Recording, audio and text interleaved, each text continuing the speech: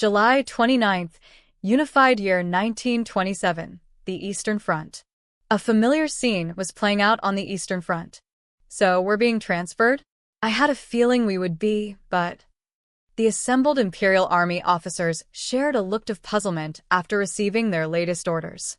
The Eastern Front was large beyond belief, so being transferred didn't seem very out of the ordinary. Despite this, or maybe precisely because of this, the men grumbled as they began filtering back to their respective battalions. They were on the move again, marching through the vast tracts of land that characterized the Eastern Front as they made the journey west. Heading west again, eh? It feels like we've been heading west a lot lately. There was a reason for their grumbling. They were keeping an eye out for roaming partisans as they traveled with the assistance and guidance of the Council for Self-Government.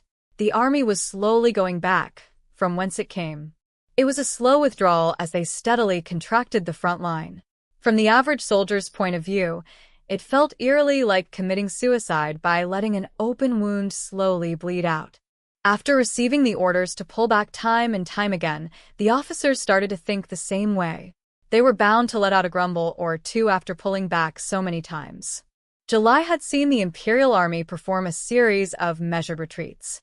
This change in Lieutenant General Zetor's tune was stark after the large-scale maneuver warfare he conducted back in June. It felt an awful lot like they were being pushed back by an advancing enemy. Do we still hold the initiative? The soldiers were beginning to have their doubts. Not again. They want us to pull back even more. It wasn't just one or two soldiers who made small remarks like this. There was a dangerous edge to their voices. They collectively gritted their teeth as they yet again packed up their gear. They often stayed only a single night before they got new orders to move out, crawling ever westward. Most of these soldiers weren't the type to go charging ahead without thinking.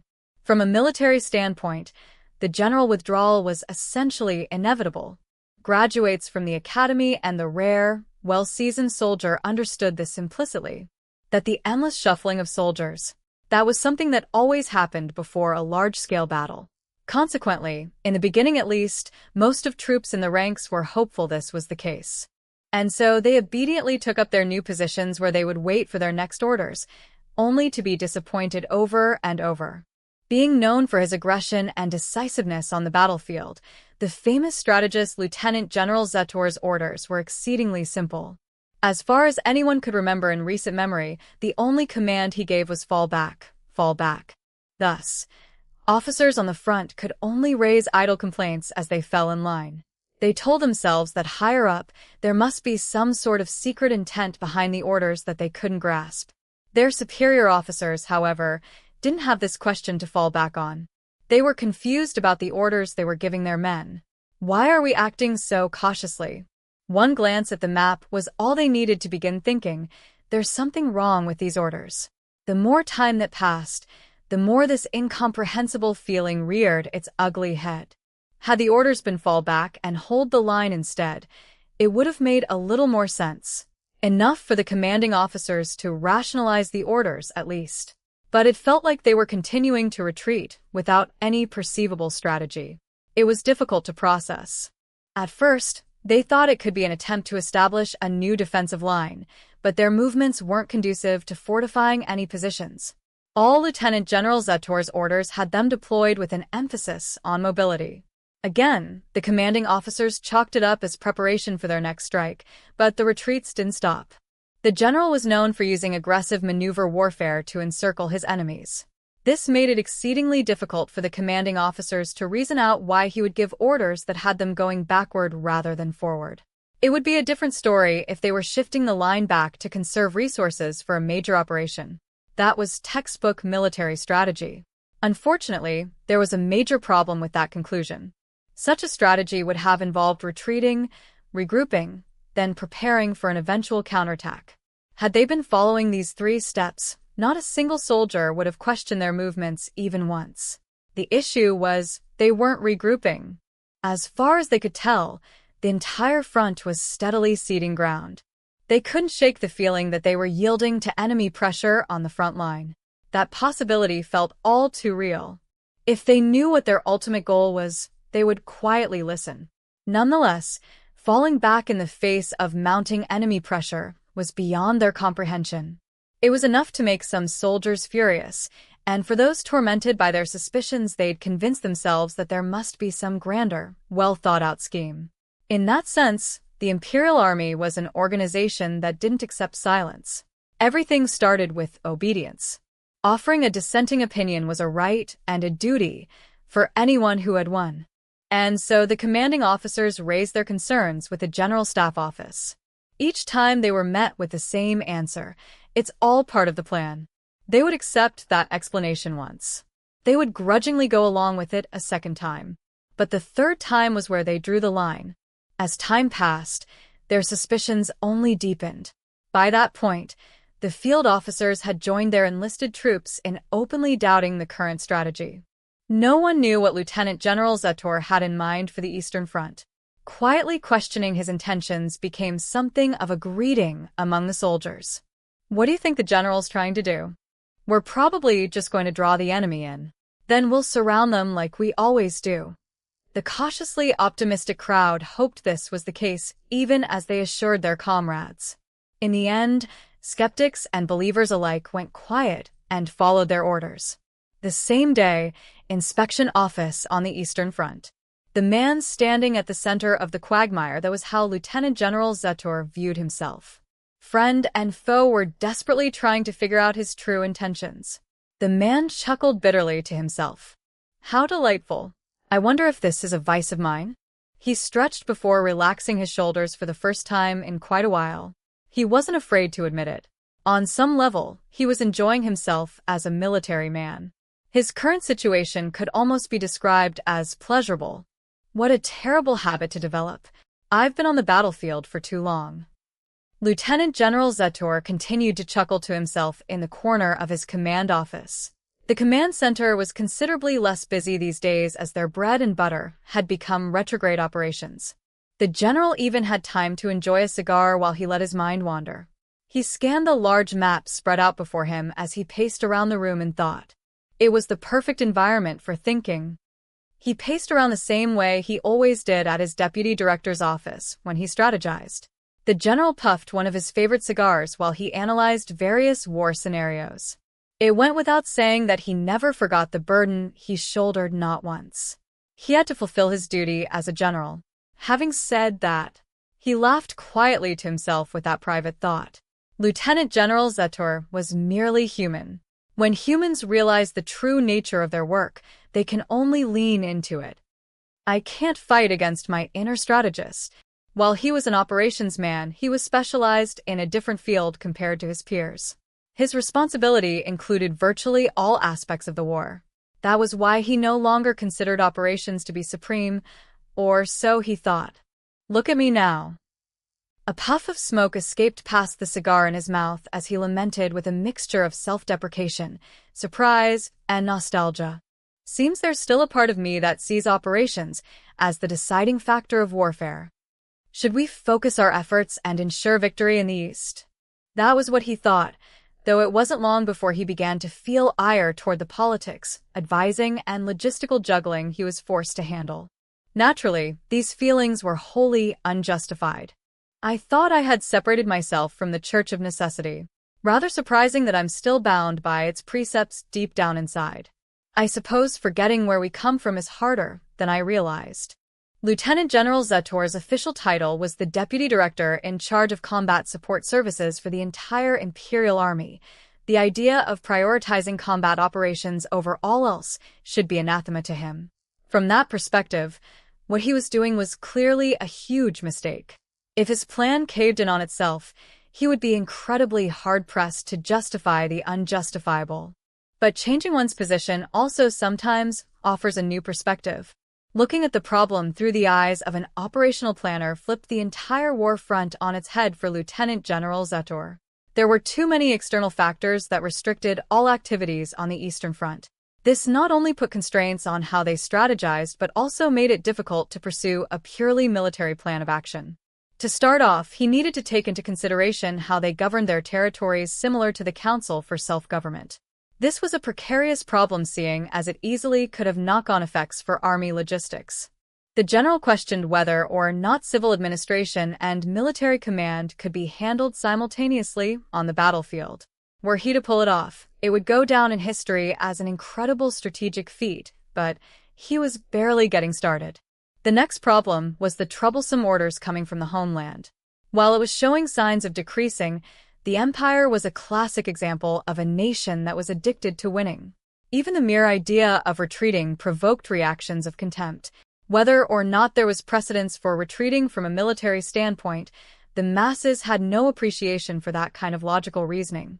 Even the more liberal camps in the War College were unwilling to entertain such ideas. But Zetor's greatest fear was something else entirely. The third problem was the quality of his soldiers. What hurt him the most was the severe lack of soldiers who could competently conduct mobile warfare. There simply weren't enough soldiers to cover the sprawling Eastern Front, and what soldiers he did have were replacements who were practically children. Who could have possibly foreseen this great war, or whatever they've taken to calling it? Nobody except for Degirchaff, I suppose. Her sensibilities and perspective on the war are so different from any of the other officers. It's as if she's standing on the shoulder of a giant. I have no words. He wondered if it was because children lacked a certain level of common sense, which inversely gave them the ability to think more freely than those burdened by the passage of years. Though it did feel strange to lump Magic Lieutenant Colonel Tanya von Degirchaff together with other children. Lieutenant General Zetor flashed another wry smile as he sat down. The same old map laid out before him. It had become a habit for him to read the map, make a note of his forces' positions, and run through potential scenarios in his mind. Being able to put together the entire picture with a single glance at these maps was something of a talent of his a point of pride for him. And yet, compared to the past, the situation was incredibly depressing. The disposition of the battalions told the story. They weren't under his command in the official order of battle. Even the three big restrictions he mentally listed earlier paled in comparison to the greatest systematic flaw facing Zetor. I doubt even God could have predicted this outcome. In other words, his orders weren't really orders. They were nothing more than professional advice. Although he technically had the Eastern Army's endorsement, it was hardly proper protocol. Zetor's supremely limited ability to issue orders was officially supposed to be something like a precautionary measure that could be temporarily considered should an emergency arise. Or perhaps it could justify him taking charge of a snap evacuation if it became necessary.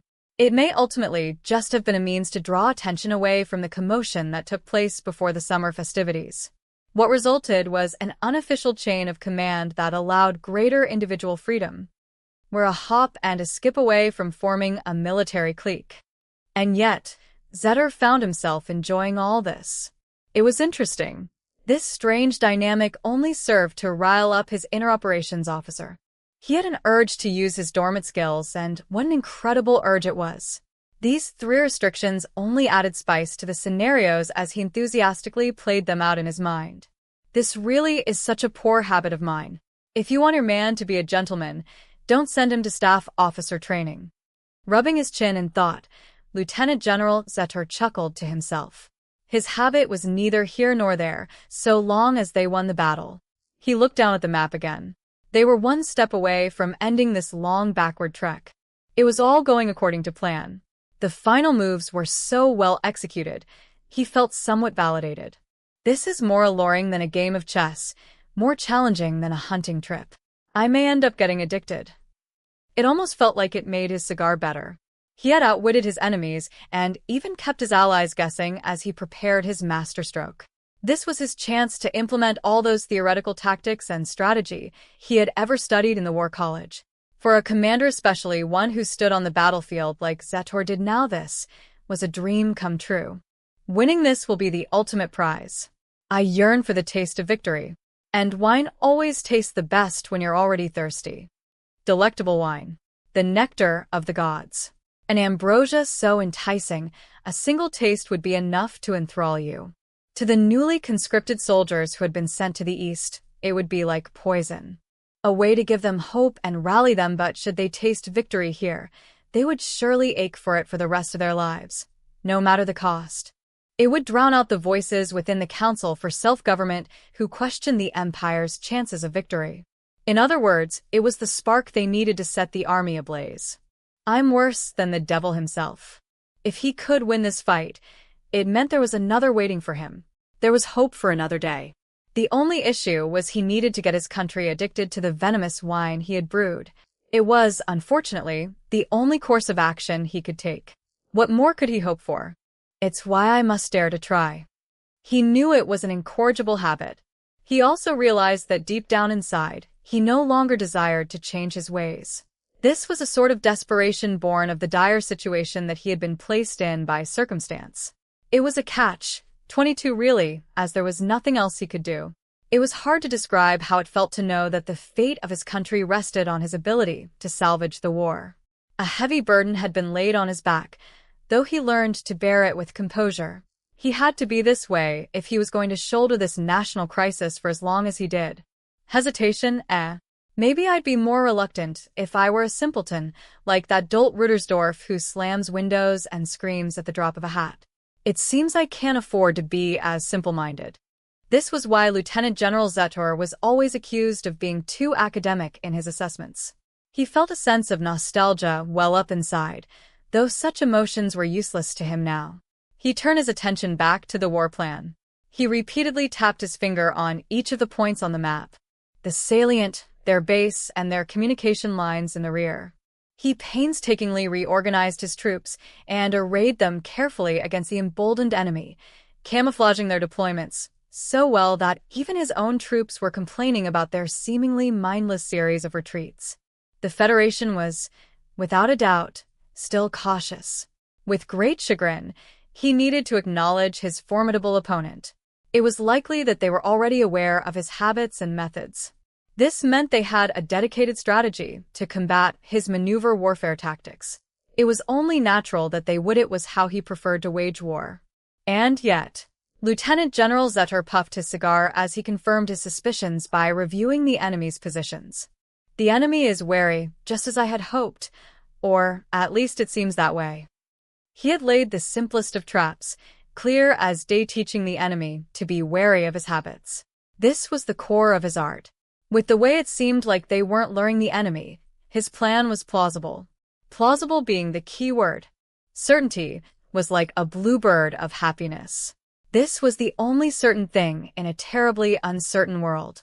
In any case, Zetor had planted his seeds and painstakingly tended to the field. The only thing left now was the harvest. Harvests are by no means guaranteed, not until the crops are already safely in hand. It depends on if we have enough sickles. Finding out we have too few could be very painful. Even the best farmers can't do good work with rusty tools. To keep their sickles sharp, they needed time, which was hard to come by even in the best of times. A shortage might not stop the harvest entirely, but it was a sharp thorn in his side nonetheless. Just the thought of how much wheat he stood to lose from this simple fact was enough to make Zetor's head spin. All he could do was stare up at the same old, stained ceiling above him with his hands idly laced together. I feel like I have an idea as to why palaces and churches around the world paint their ceilings. His predecessors were surely troubled the same way he was. The purpose of ceiling murals was empirical knowledge that could be gleaned only through intense mental anguish. Now, what to do? What to do? His goal was to show the fresh recruits a ray of hope through victory. The problem was he didn't have the budget for it. Taking the safer route should still net them a harvest, but most likely a minimal one. To start off with, centralization is a core tenet of strategy. The worst strategy is one that's weak, because you split your assets between too many goals. It's imperative to keep your forces together. It'll be a gamble. Zetor knew he could only stare at the map for so long before it became pointless. What were the consequences, should he fail? Getting panned by history teachers looking back on this moment? The need for him to make a decision was lying on his map, staring at him. This reminds me of the Rhine. It's hard to call this the right way to draft an operation. But at the end of the day, an operation plan isn't something you can create with only a level head.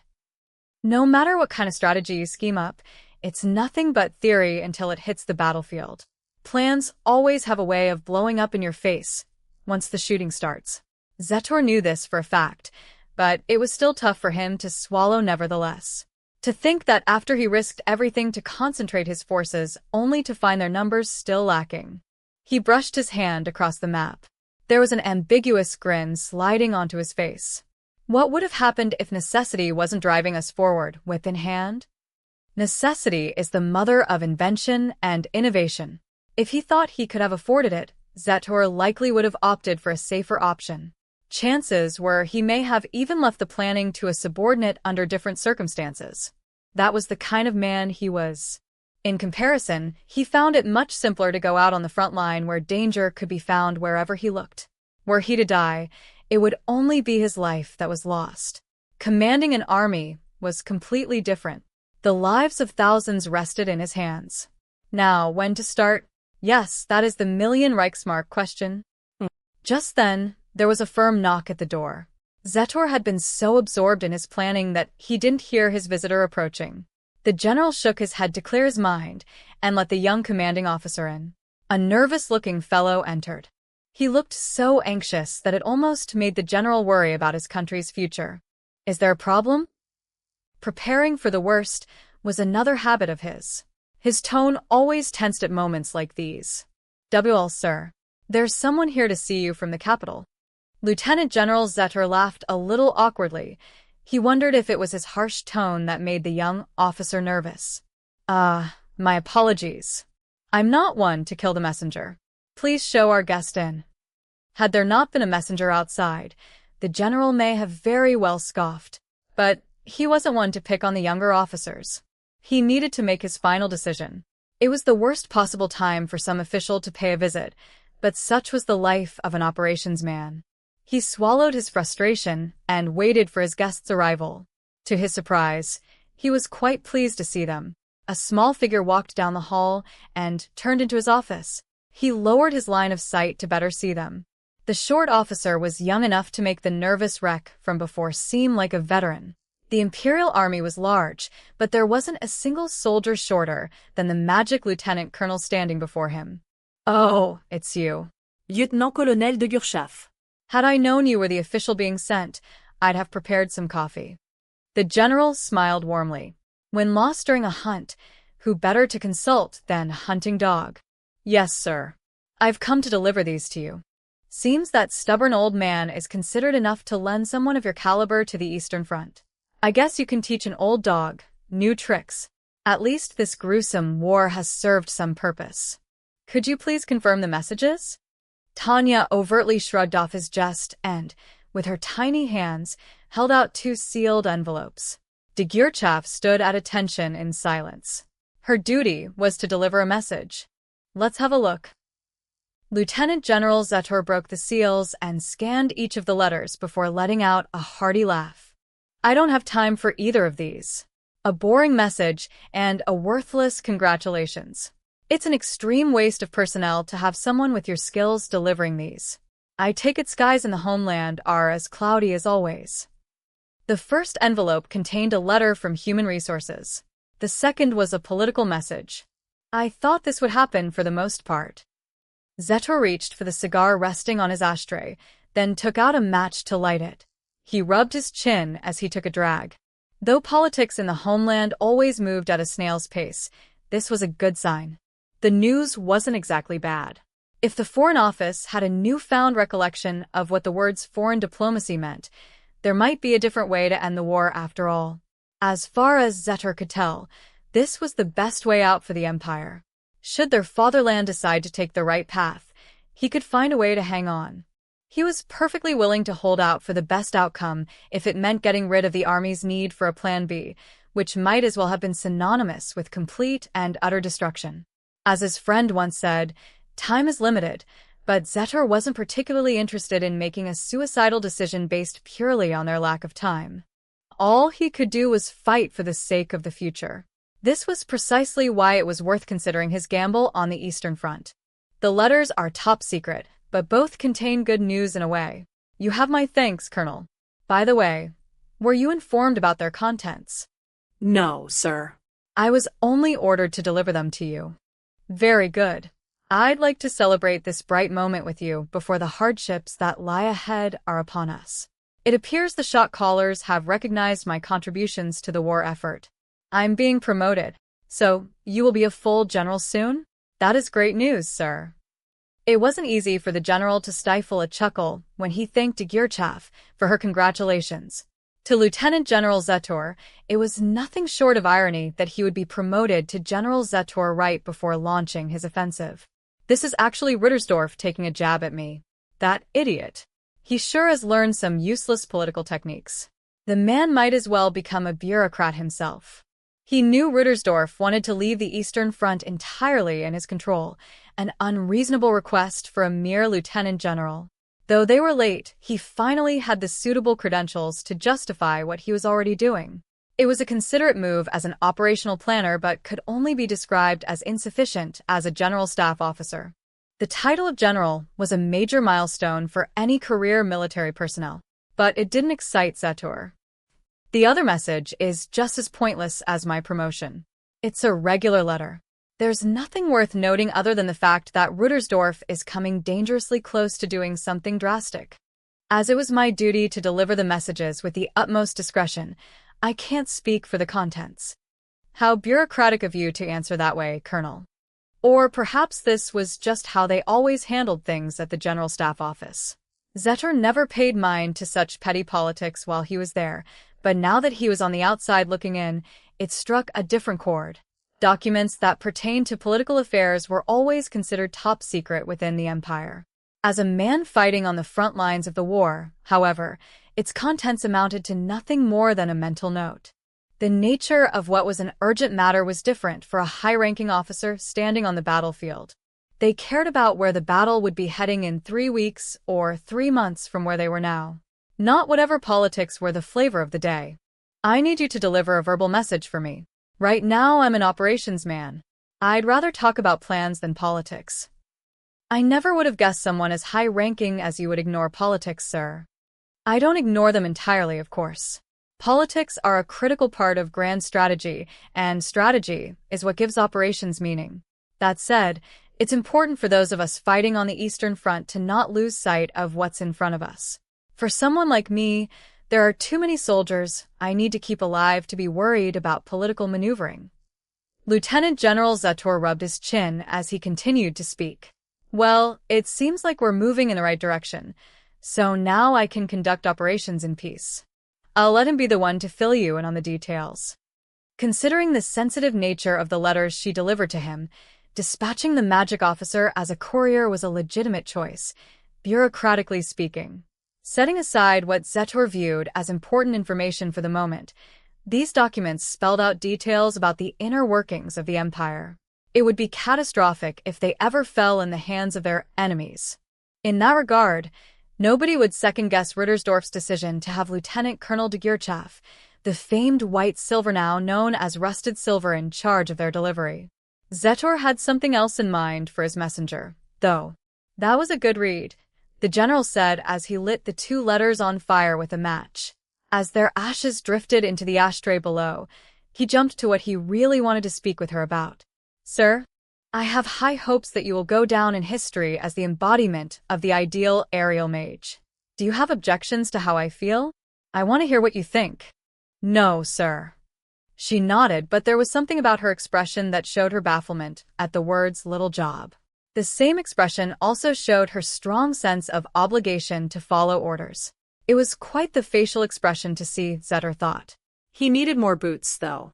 So, he asked her despite knowing his imposition. He did this because he knew he could trust the magic lieutenant colonel to do the job right. Good. Very good. I'm glad you haven't forgotten to take some time to enjoy yourself in the East. Let's start by having a short chat about the war. The small soldier held the clue he had been searching for all this time. A highly skilled field aerial magic officer he could trust was more precious than gold on the Eastern Front. He wouldn't let this chance slip by him. The general always assigns the toughest jobs with a friendly expression. It's a talent of his. In other words, he knows how to wrap up a burden like a present. This is an important skill for a talented manager, but Tanya cannot help but stand in awe at the way General Zetor has perfected it. I know how to wiggle out of bothersome work like this from my days as an office worker, but there's no way out for Tanya when the orders come straight from the dragon's mouth like this. In other words, General Zetor is skilled at cornering talent. He may even be the best in the game. There's no choice but to go along with his request. I'm going to need to be very careful with any attempts to transfer away from a superior like this. All bosses hate losing people. It makes sense. As they say in Japan, a bird who leaves the nest should leave it clean. Birds don't need to worry about this, though, until they can actually fly. Tanya should know. Her response needs to be genuine precisely because she's trying to leave. Not to mention, the more inside information she has, the more likely she'll be accepted with open arms wherever she goes. Above all else, while Tanya currently enjoys a certain level of fame within the Imperial Army, that may not hold true when it comes to the surrounding countries. Depending on how much they personally know or how much propaganda they're subject to due to their lack of relations with the Empire, talking about Tanya's stellar military credentials to officials in other countries could be worse than worthless. Tanya's name needs to be known in all the countries she could potentially defect to, and she needs to be the one to visit them. To do this, she needs to be sent out into the field more to secure even more accolades. This is why I meet Zetor's request with an earnest response. At your discretion, sir. Excellent. Take a look at the map. This is the current state of the war. He points at the desk, which has a large map spread across it. Tanya's eyes, guided by his finger, scan the extensive notes on all Eastern Front dispositions. These are military secrets worth drooling over. Any career soldier told they were allowed to look would realize in an instant that the Imperial Army is being pushed back. Their entire front is slowly retracting. And with hardly any reinforcements trickling in, and a dire lack of firepower on their defensive line, it's bad enough to be worth crying over. There are far too many glaring weak points, but for some reason, it isn't the map of a defeated army. It looks bad, but there's something about the map that doesn't show signs of collapse. Do you think so? Even though we're being pushed back this far? Lieutenant General Zetor sounds like he's enjoying this. As he says, the glaring matter of fact is that the Empire has been forced to cede a great deal of ground. Our enemies are hammering a weak defensive line.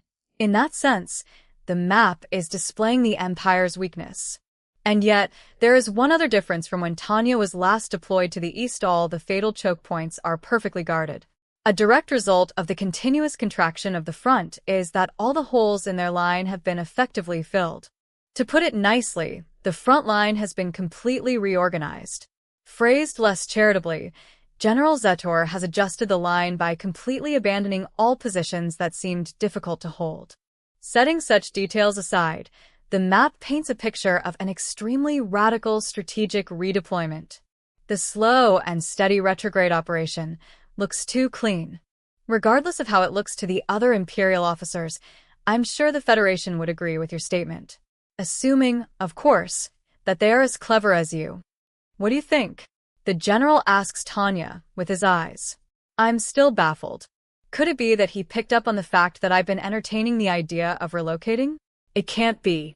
I'm thinking too much. But if not, then he is asking Tanya to think from the perspective of their enemies. I'd like to see their sullen faces. They must think they've been had, sir. Without a doubt.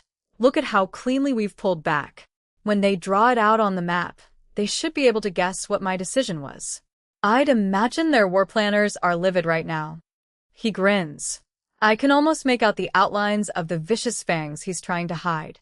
Lieutenant General Zetor boasts to Tanya, I believe they've made a miscalculation about our plan.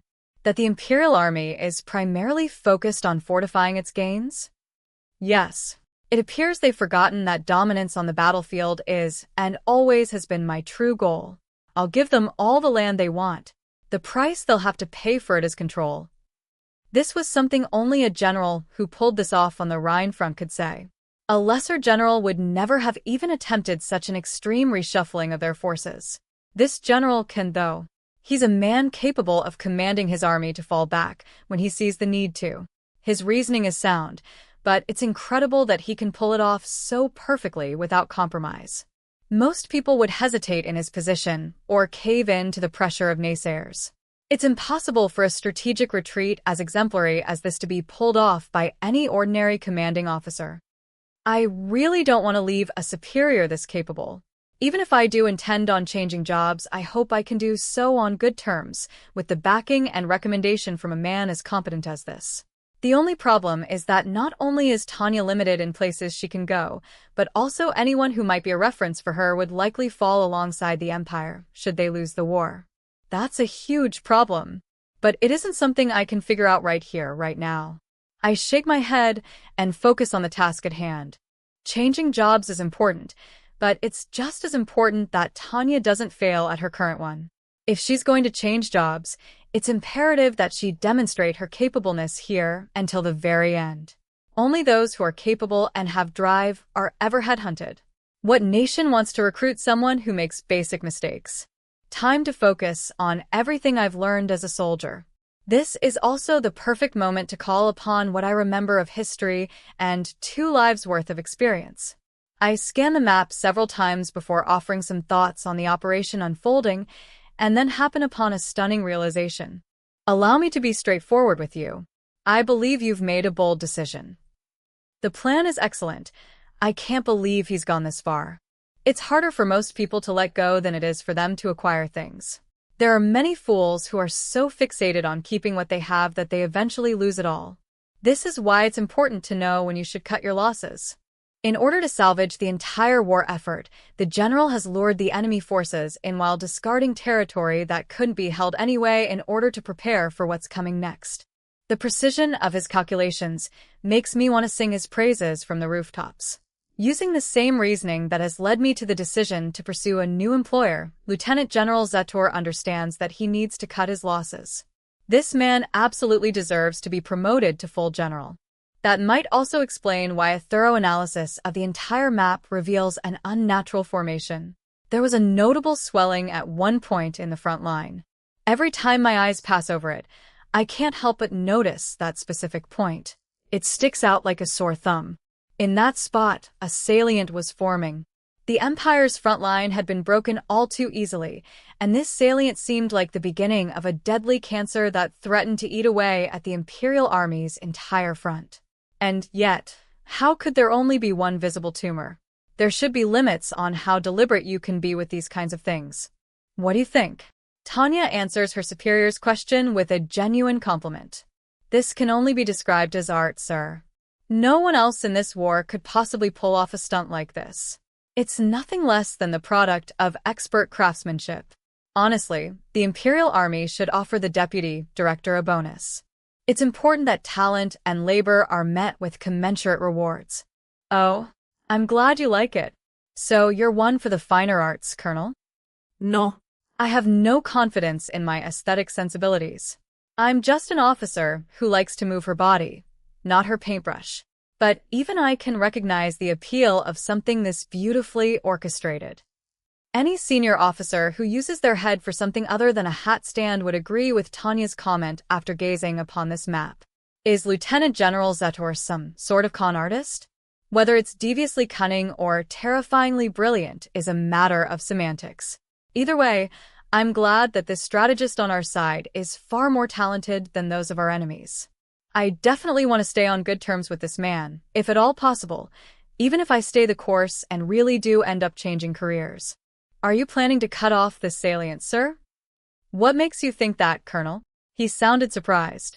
Tanya answered him, without hesitation. Their salient is too well placed. Look at the map. There's a hole in our front line where we don't have the strength to oppose the enemy forces.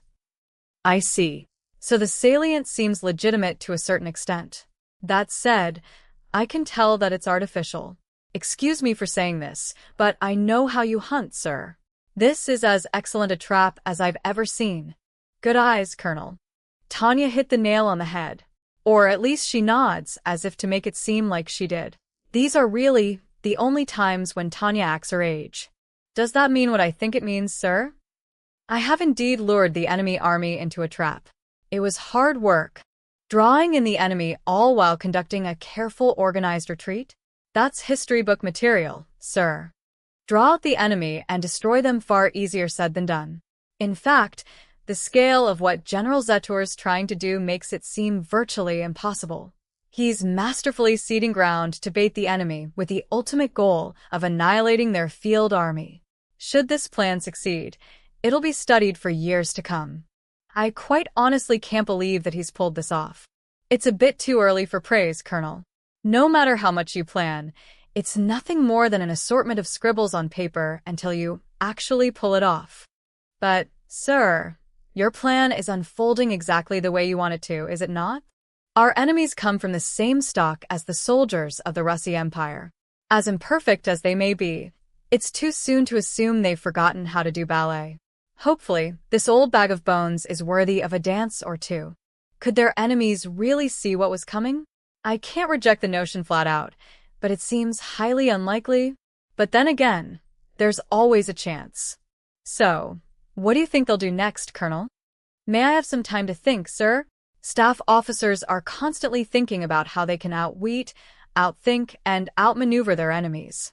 Based on that, Tanya shakes her head. The problem is, I don't have a single clue what the right answer is. Colonel, time's up. This is war. I can't give you all day. Then I'll go with the aggressive option. Despite realizing it's what we want them to do, they will knowingly play into our hands to force us to show that very hand. It's not exactly the same as the revolving door operation on the Rhine front, but I believe this is a good opportunity to encircle them. How would you make that happen? Tanya answers the moment Lieutenant General Zetor finishes his friendly question. A pincer movement targeting the salient space would be the textbook approach. Once we cut the fools off from their country, we can close ranks and achieve local superiority. It was hard to describe how fulfilling it felt to hear her say that. The best example Zetor could come up with was having a large stag right where you wanted it during a hunt. Was there a greater joy than lying in wait while aiming down your sights at big game before making the perfect shot? He had managed to dupe even the magic lieutenant colonel who stood before him. This was a senior officer, someone who knew the way he planned.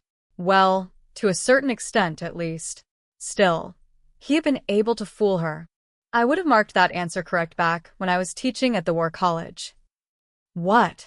By the blank look on her face, he could tell she had been taken by surprise. His strategic ambush had fooled Degurchav, one of history's greatest magic lieutenant colonels. The feeling of satisfaction was indescribable. Things are dire on the Eastern Front. Drastic times call for drastic measures. With a bit of a chuckle, Zetor grabbed a cigarette instead of a cigar. He lit it and took a drag. Even his cheap military tobacco tasted incredible after the small victory he had earned. He had thought that Lieutenant Colonel Degurchav might be able to see through his ploy. If that were the case, then wouldn't it stand to reason that his enemies would be able to do the same? Except she hadn't. His plan had passed this impromptu litmus test with flying colors. So, even a field officer as formidable as yourself can't detect my trap. If that's the case, then we may be able to stay in the game longer than I'd first assumed. Sir, I'm having a hard time following you. Lieutenant Colonel, I'd like you to go on a recon and force mission for me. Yes, sir. I'll get right to it, Lieutenant Colonel Degurchav said before cushioning her objection politely as she continued. However, are you sure it's a good time for such a mission? I feel a probing attack now would be somewhat provocative.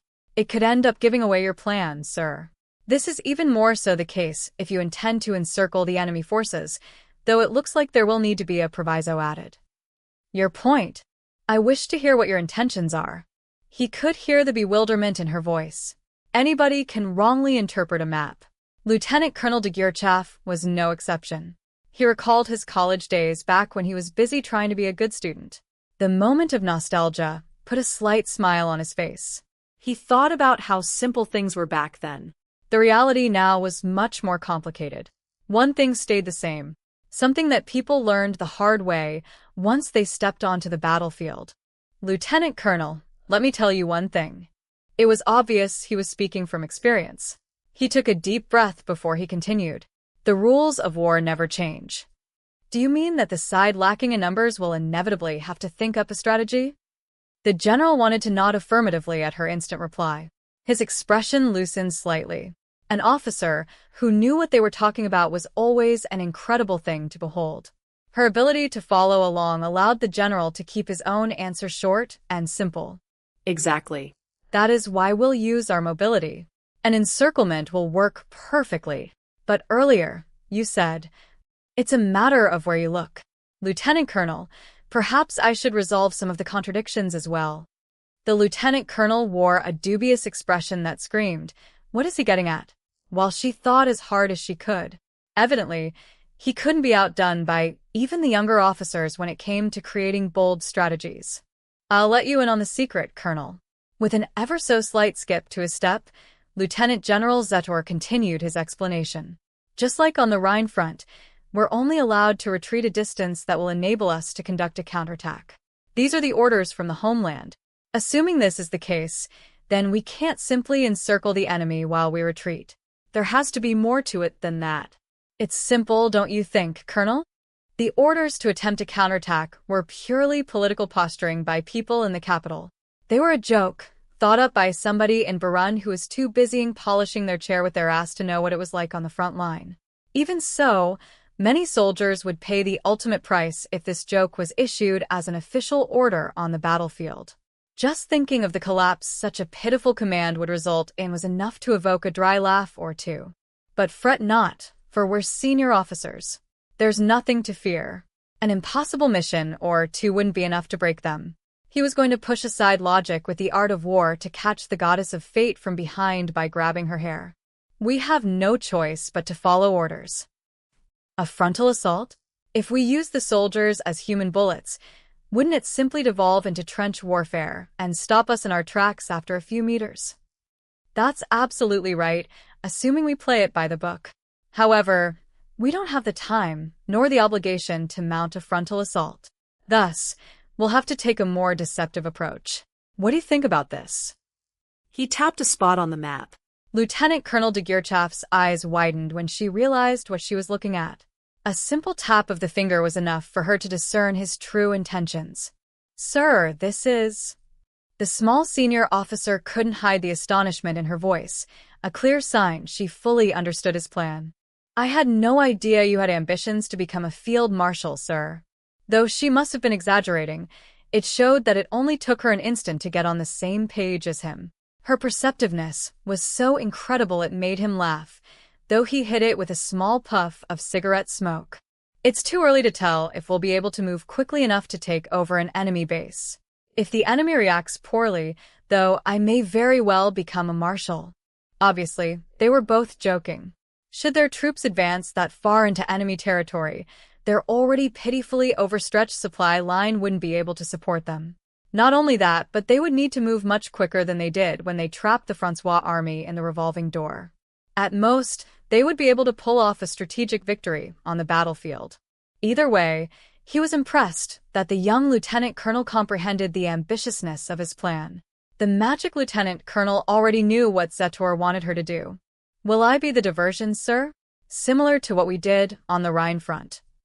Yes, I need you to seize their attention.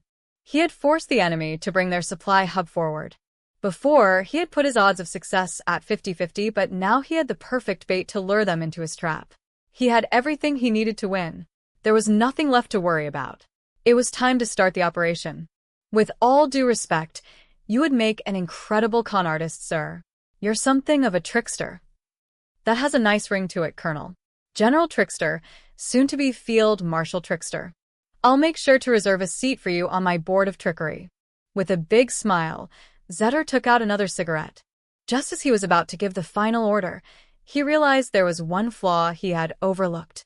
Zetor was a fan of smoking when he planned, and it only just occurred to him that he couldn't share this with the small lieutenant colonel who had never smoked before. Judging by her stiff expression, Zetor thought there was a good chance she was personally against smoking as well. That was fine. If Lieutenant Colonel de Geerchaf had been smoking at her age, he would have been obligated to alert the military police. They were a strict bunch. He put on a wry grin at his tactless thought before turning his focus back on the war planning. I want you to act as bait, Colonel. I'll hit the enemy with the main forces while you have their attention. It'll be a simple but highly effective assault. But, sir, I'm a bit worried about the main troops. What do you mean? He shot the lieutenant colonel a look, asking her for elaboration. It's about where they're currently deployed. Her tiny hands pointed out a few numbers on the map, which indicated the Empire's divisions, with a confused look about her.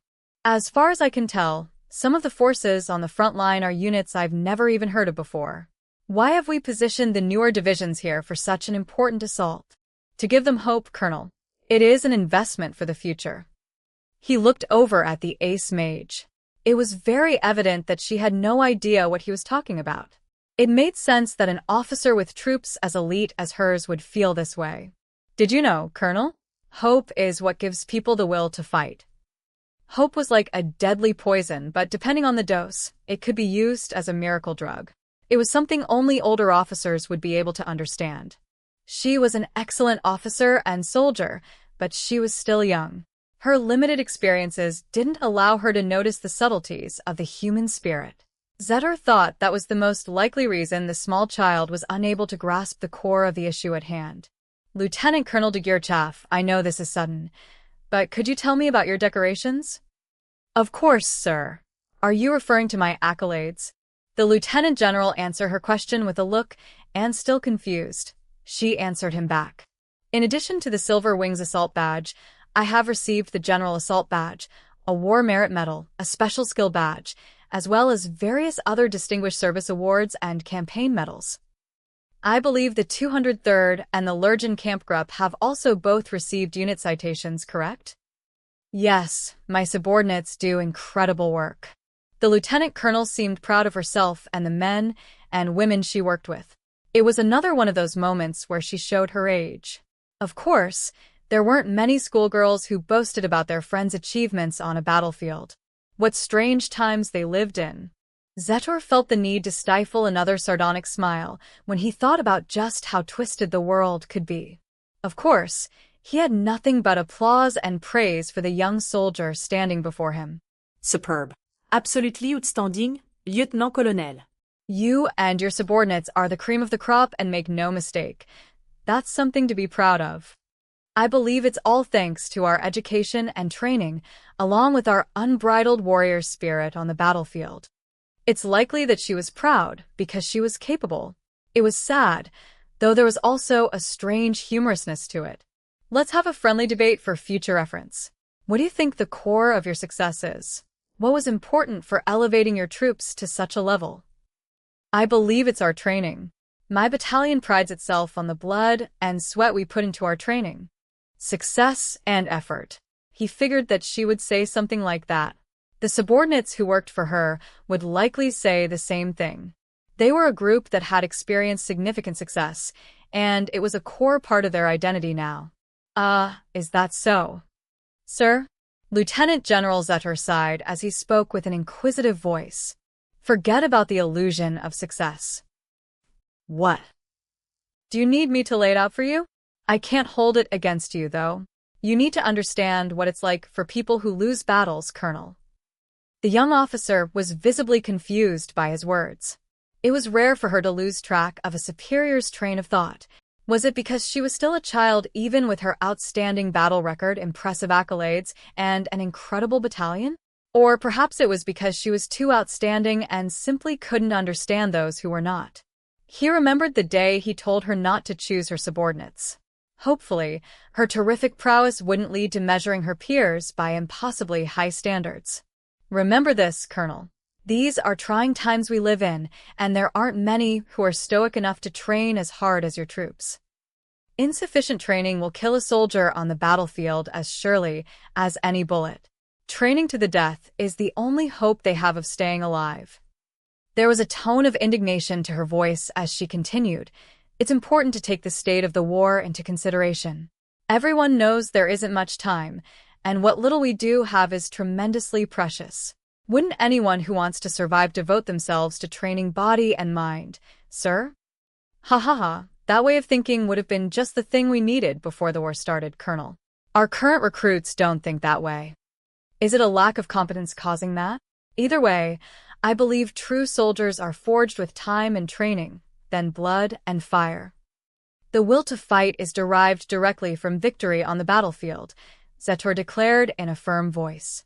For someone like you, whose troops know no defeat, it's impossible to comprehend this feeling. Fighting a losing war will turn even the finest soldiers into worthless dogs. I'm failing to follow you. See for yourself. Pessimism about our victory quietly plagues the Eastern Front, even at the higher levels of command. It's my opinion that people with middling levels of intelligence will inevitably think that way. Colonel, your insight for total war is second to none. I'd venture to say your perception is on a level of its own. That said, you have a tendency to use yourself as an objective measure to evaluate those around you. You've placed your own experiences above those of others, which is admittedly quite interesting, considering you're still a child. Would some experience off the battlefield give her a different perspective? Zetor wore a sullen grin when he entertained the idea. Funnily enough, he was the same. The majority of his life had been spent in the service of the military. He supposed that what wisdom he could lay claim to had come with age. That train of thought was cut short when he suddenly realized something. What about that idiot, Ruttersdorf? He was living proof that wisdom wasn't a matter of age. Zetor then considered whether it was perhaps the degree of hardships he had endured. I wonder which it is.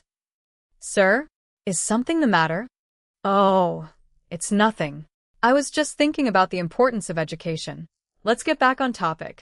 This is a secret report on the morale of our soldiers on the front line. I want you to read through it, Colonel. Zetor pulled out a folder from his desk and set it in front of Tanya, while he fiddled with his tobacco in his other hand.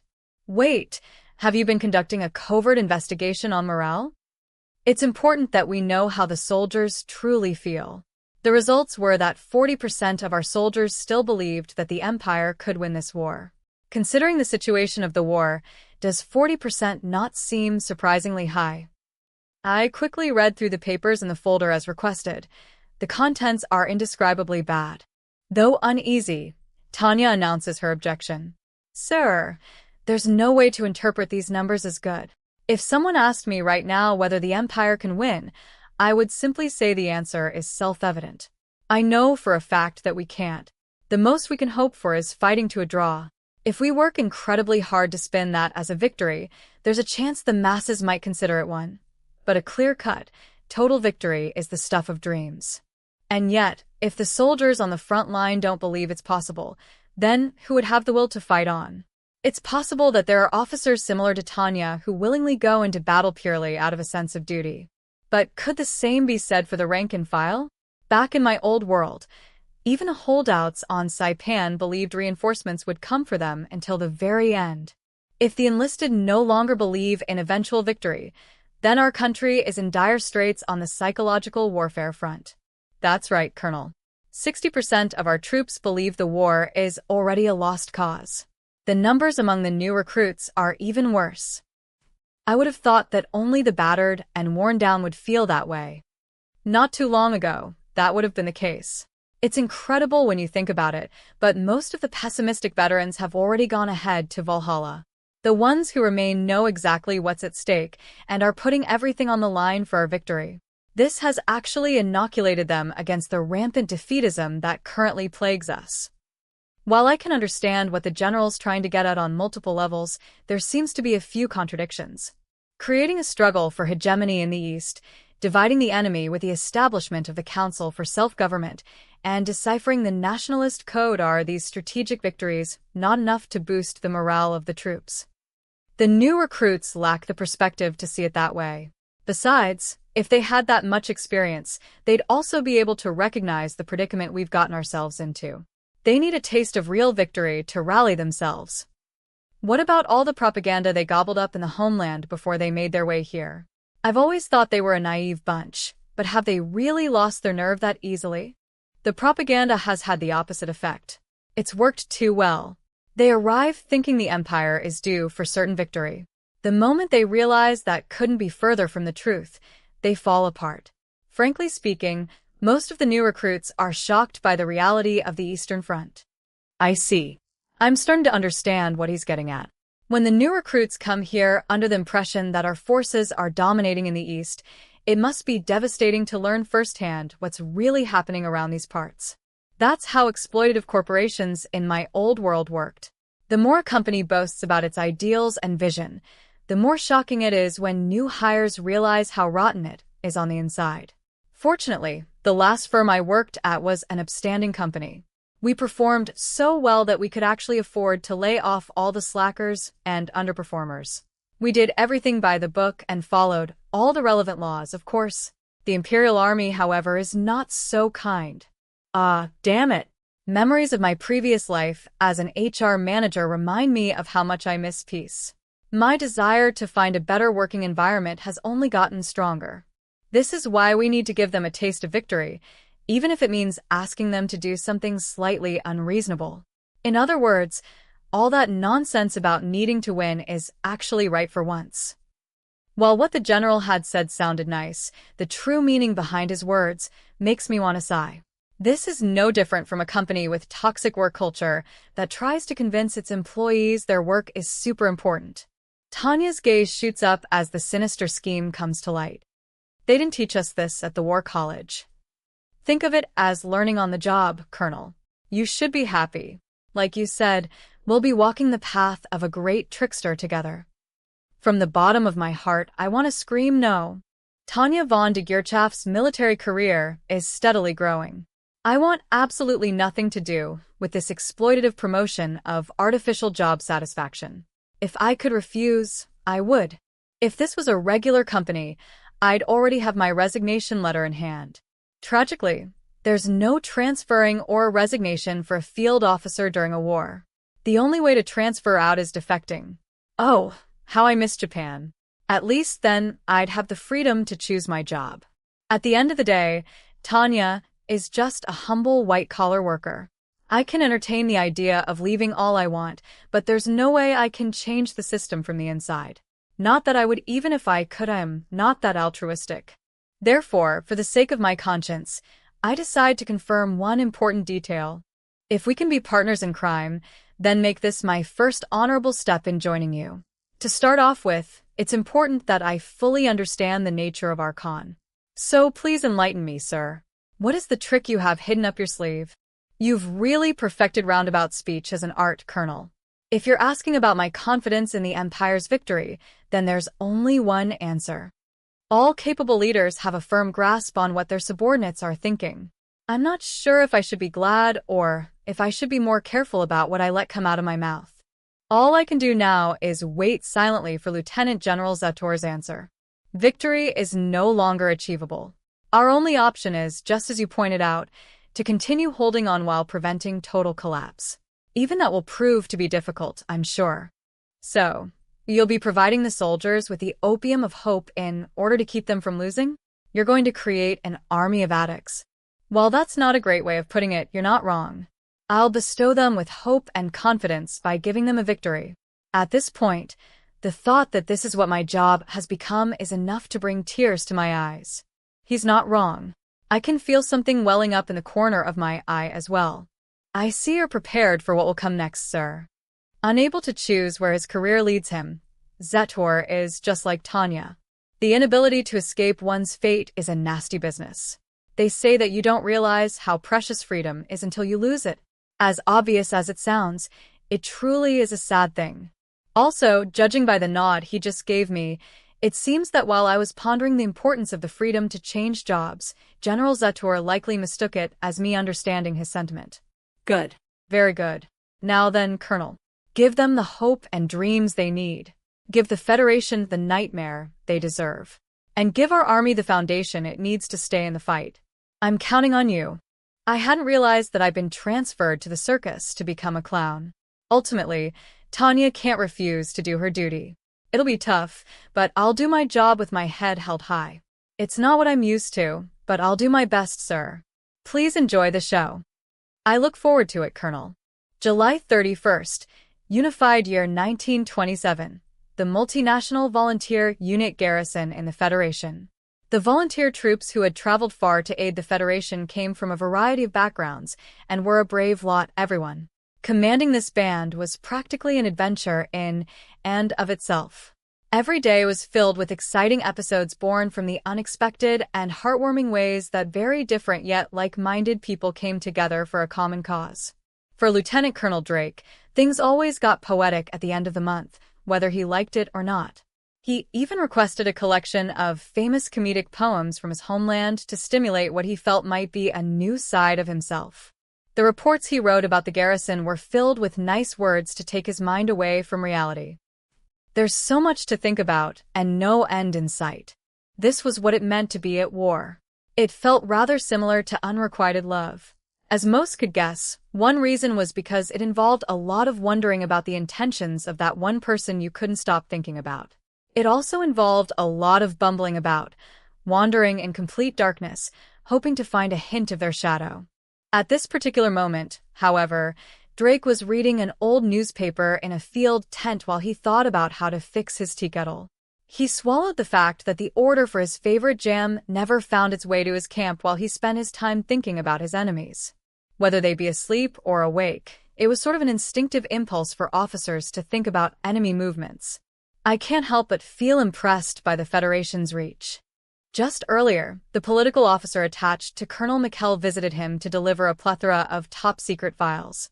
The diligently translated documents described the inner workings of the Imperial Army with surprising detail. The office that provided him with all this information was known as the Commissariat for Internal Affairs at the Federation. It was infamous for a whole slew of reasons, but the documents were also undoubtedly valuable. They were so thorough that even the specific brands of cigars and tea the Imperial officers favored was listed. Lieutenant General Zetor, for example, evidently preferred coffee over tea. It would seem he liked his coffee black, the same color as his heart. At the same time, Drake had to admit the level of detail the Federation put into these briefs was almost obscene. What other nuggets of information were they keeping hidden away? Drake grimaced when he saw that the file after Zetor's was for the infamous Devil of the Rhine. According to the reports, the two were close. The Federation's Commissariat for Internal Affairs report stated that the Devil of the Rhine also preferred coffee and made a special note that the two shared similar tastes. Drake felt compelled to ask the question of whether beverages had the power to bring people together. In any case, he was in awe at the level of information he had on his enemies. At the same time, it made him feel a bit greedy. It was only natural that he would wonder how the Federation was able to attain such information. I'm curious. I'd love to know more about this. His whisper to himself could be heard throughout the tent, though Drake knew well that such information was well beyond his reach.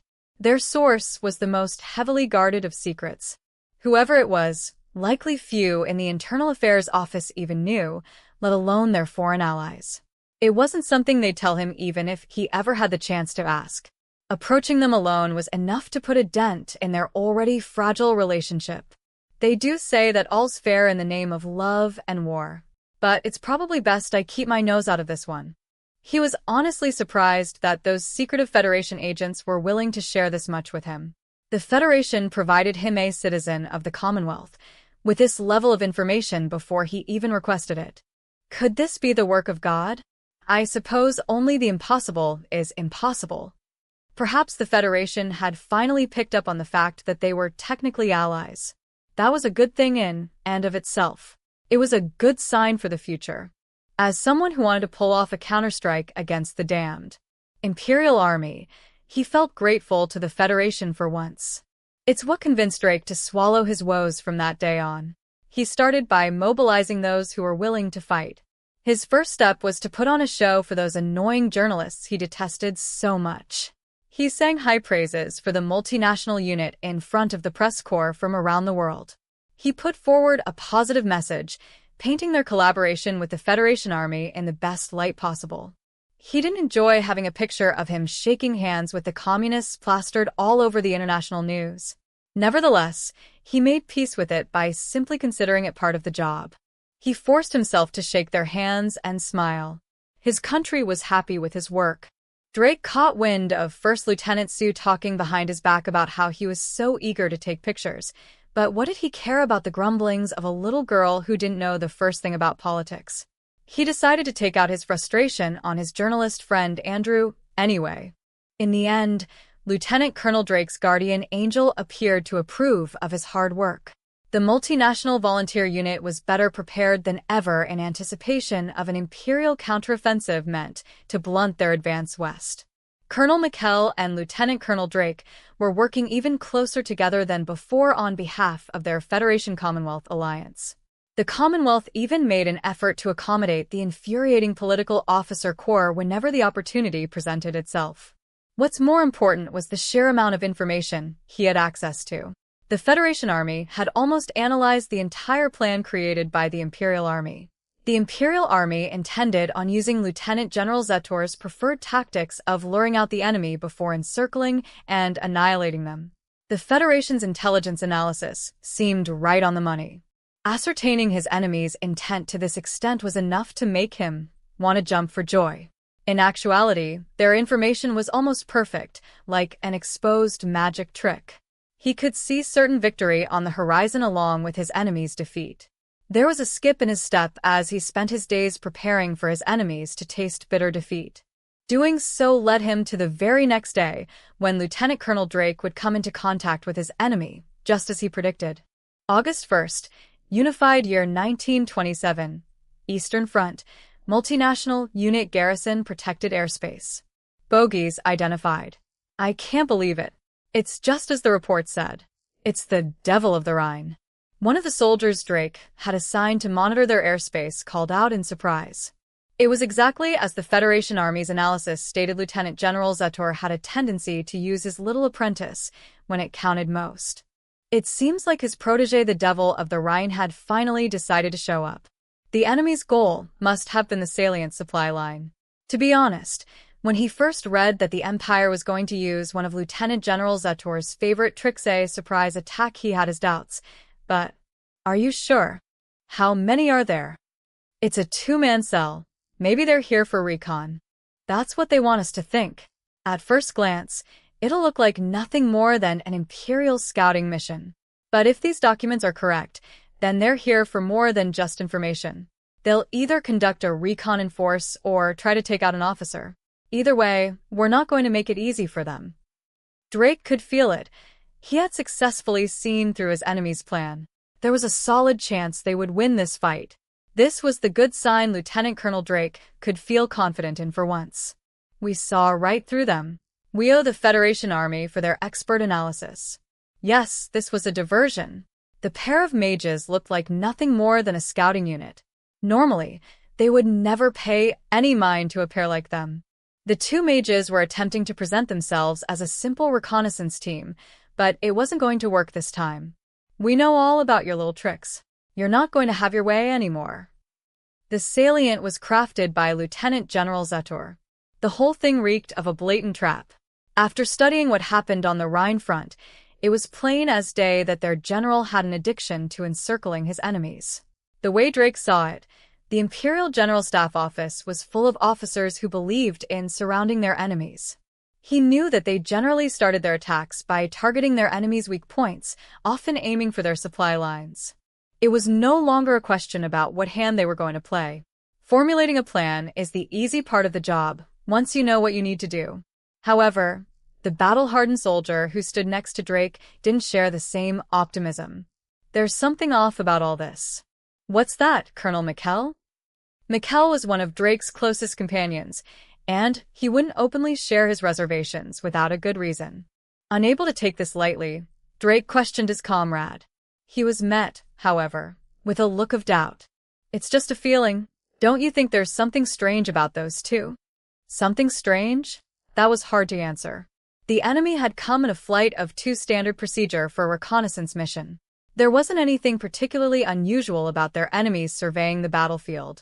Drake was more surprised that he was able to predict their appearance. The rest seemed remarkably run-of-the-mill. My apologies, but I don't notice anything out of the ordinary about their movements. That's not to say I'm underestimating them. We're dealing with a named mage. We'll hit the bastards with everything we've got. Please do. I just can't shake the feeling that there must be more to all this. Something feels off about their appearance here. Before Drake could ask his partner what he meant, his subordinate called his attention back to the enemy duo. The enemy has increased their altitude to 8,000. They're moving fast. Drake looked out at the pair of hostiles. They shot up into the sky with incredible speed. They were moving with such unbelievable speed that it was literally sickening. Just seeing the state-of-the-art Imperial Army magic technology was enough to make Drake's stomach turn. It was absolutely infuriating. They were going to take full advantage of their aerial superiority. Damn it. Well, the fact that their recon was just a ruse isn't news for us. They sure didn't waste any time making their move, though. The fact that they treated climbing to 8,000 like it was nothing pissed him off more than anything. Those bastards fully intended on watching his troops struggle for air at 6,000. But their plan wasn't going to work this time. Little do they know that the multinational unit has figured out a way to breach the 8,000 flight ceiling. He had his soldiers condition their lungs at that altitude and re-evaluated their flight formula. The sky no longer belonged to only the Imperial mages. I'll head out first. We'll show them what we've got. Good luck. Drake thanked his friend before speeding off to muster his volunteers. On short notice, he managed to ready a single battalion for battle. The Devil of the Rhine was a tough opponent, but with these numbers, they should be able to come out on top. Or so they thought. Once Drake's unit was up in the air, the two Imperial mages gracefully foiled all their attempts to catch up. But why? They had reached the appropriate altitude, and yet they couldn't quite keep pace. Thav reached 10,000. His subordinate practically screamed that report. Drake didn't even need the report to know he could see with his own two eyes. While he did manage to keep that snide remark from slipping out, he couldn't stop himself from swearing. I thought their Type 97s could only go up to 8,000? Damn it. Those sons of bitches. There was nothing more aggravating than being at an altitude disadvantage due to inferior hardware. It wasn't fair. They were being forced to fight a skilled hunter with a collection of rinky-dink weapons. Would it hurt those nitwits back home to send us some proper equipment for once? He cursed whoever was in charge of their supplies from a continent away while he commanded the flights in his battalion to take up positions. While each individual soldier still had a long way to go, as long as they stuck with their wingmates and worked together, they'd probably make it through this. There was just one soldier who didn't follow suit. She seemed to lack the awareness that teamwork was their only way to fill the technological gap. Cover me. I'll bring them back down. Lieutenant Sue? Drake hesitated for a split second. Should I stop her? He shook his head. Fucking hell. He had to let her do it. Their altitude difference was far too great. He needed a way to close the distance, even if it meant relying on First Lieutenant Sue's suicidal rush into battle. To his chagrin, Lieutenant Colonel Drake changed the way he thought about it. He wanted to face the enemy as a cohesive unit as much as possible, but this wasn't the time to be inflexible. If Sue wanted to be a wild card, then he was going to use her as just that. Cover First Lieutenant Sue. Ready your weapons. Optical sniper formulas. Pay attention to the altitude difference. Fuck the Imperials. Aim like they're 4,000 out. Things are looking impressive from Tanya's high perch in the sky. The enemy commander is doing a bang-up job. Not only does he have an entire battalion operating at an altitude of 8,000 feet, but he's even staying on our tail. At the start of the war, 6,000 feet was considered a sort of soft altitude ceiling that older orbs had a hard time overcoming. The fact that the enemy unit can blow past this hurdle is a testament to the amount of work he put into training his aerial mages. Judging by the flight skills of his individual mages, which are dismal at best, this can't have been easy to accomplish. They're keeping up reasonably well despite us pushing our dual-core Type 97 computation orbs to their limits. Impressive for their single-core models.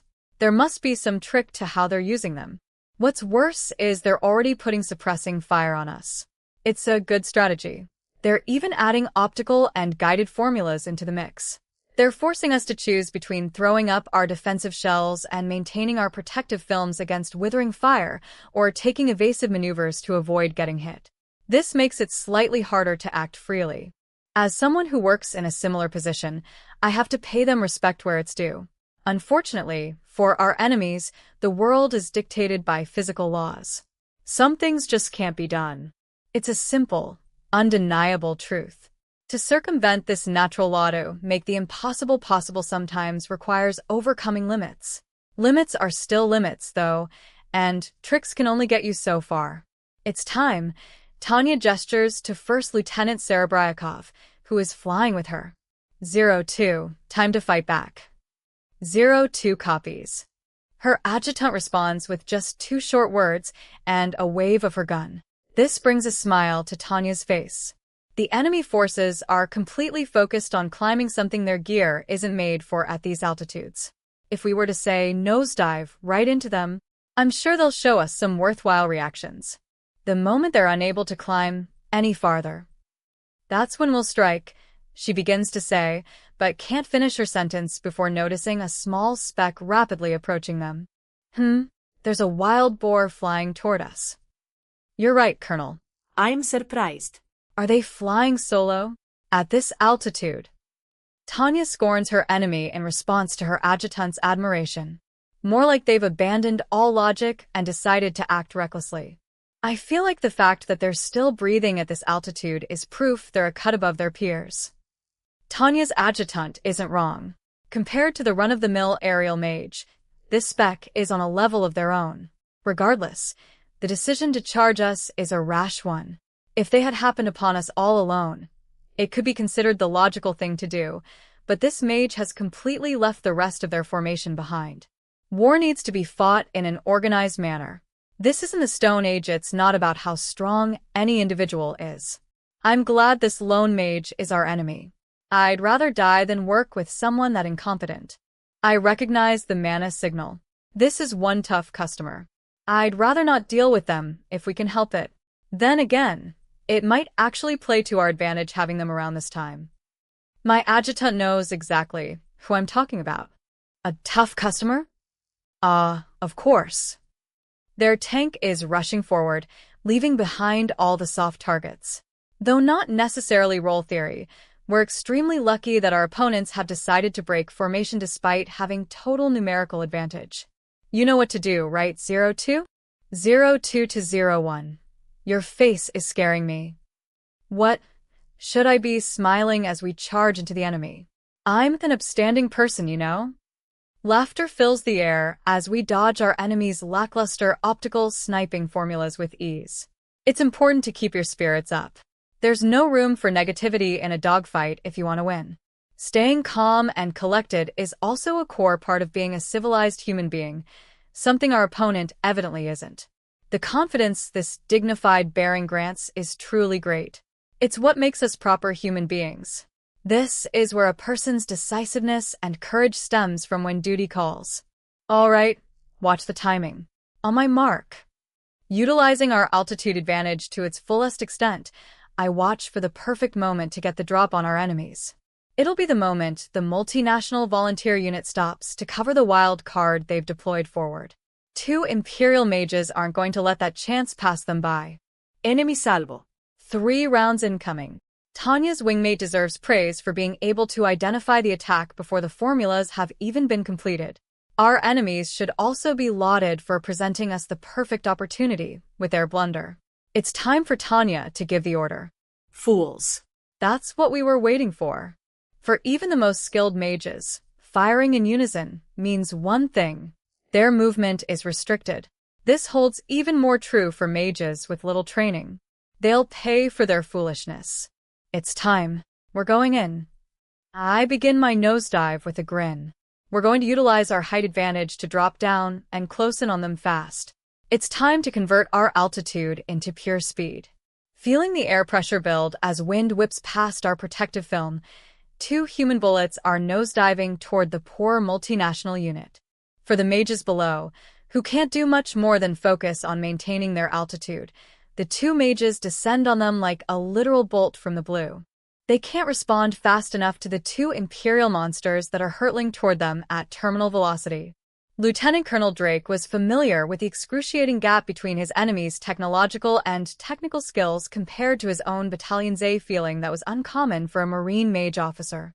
Adding in a great deal of strange political idiosyncrasies that he had to deal with during his time abroad, his experience was truly unprecedented. These unique experiences gave him the perspective he needed to understand the almost depressing importance of mastering the basics. Hunting was a numbers game. Whoever held the numerical advantage and didn't squander it would almost always come out on top. Anyone who couldn't maintain numerical superiority could forget about hunting. They were more likely to become the hunted. Unfortunately, the multinational volunteer unit he commanded was made up of soldiers who couldn't even speak the same language. It was nigh impossible to move as a unit with less than a moment's notice. What's worse was that Colonel McKell and Lieutenant Colonel Drake's forces were run by two commanders. Having two possibly conflicting chains of command was disastrous. No matter how clear their commands were, they could never shake the looming anxiety that was inherent in such a system. While their formation was able to function more or less, that was all for show. At the end of the day, Drake watched as his units opened fire in unison with the most pitiful aim. The enemies are evading our fire. Shit, their mobility is too much for us. He stopped himself from commenting on their superior coordination as well. Their opponents flew in a way that made it clear they knew where their wingmate was at all times, and yet they were able to move in tandem and keep each other covered. Though it looked simple at a glance, Drake could only gulp at the amount of technical skill that went into making such flight possible. Their situational and spatial awareness was unparalleled, and they flew with virtually superhuman coordination. From that altitude, at that speed, it couldn't get any worse than this. Drake realized that the infamous named Mage had earned that title for a reason. His unit was shooting to support First Lieutenant Sue, who charged without a single thought for safety, but it could hardly be called cover fire. Drake knew this wouldn't be enough to land a hit on their enemies. He had trained his troops to the point where they could be considered decent, but against an outstanding opponent like this, things weren't looking good. First Lieutenant Sue charging in certainly didn't help. He needed to work the discipline and cooperation kinks out of her.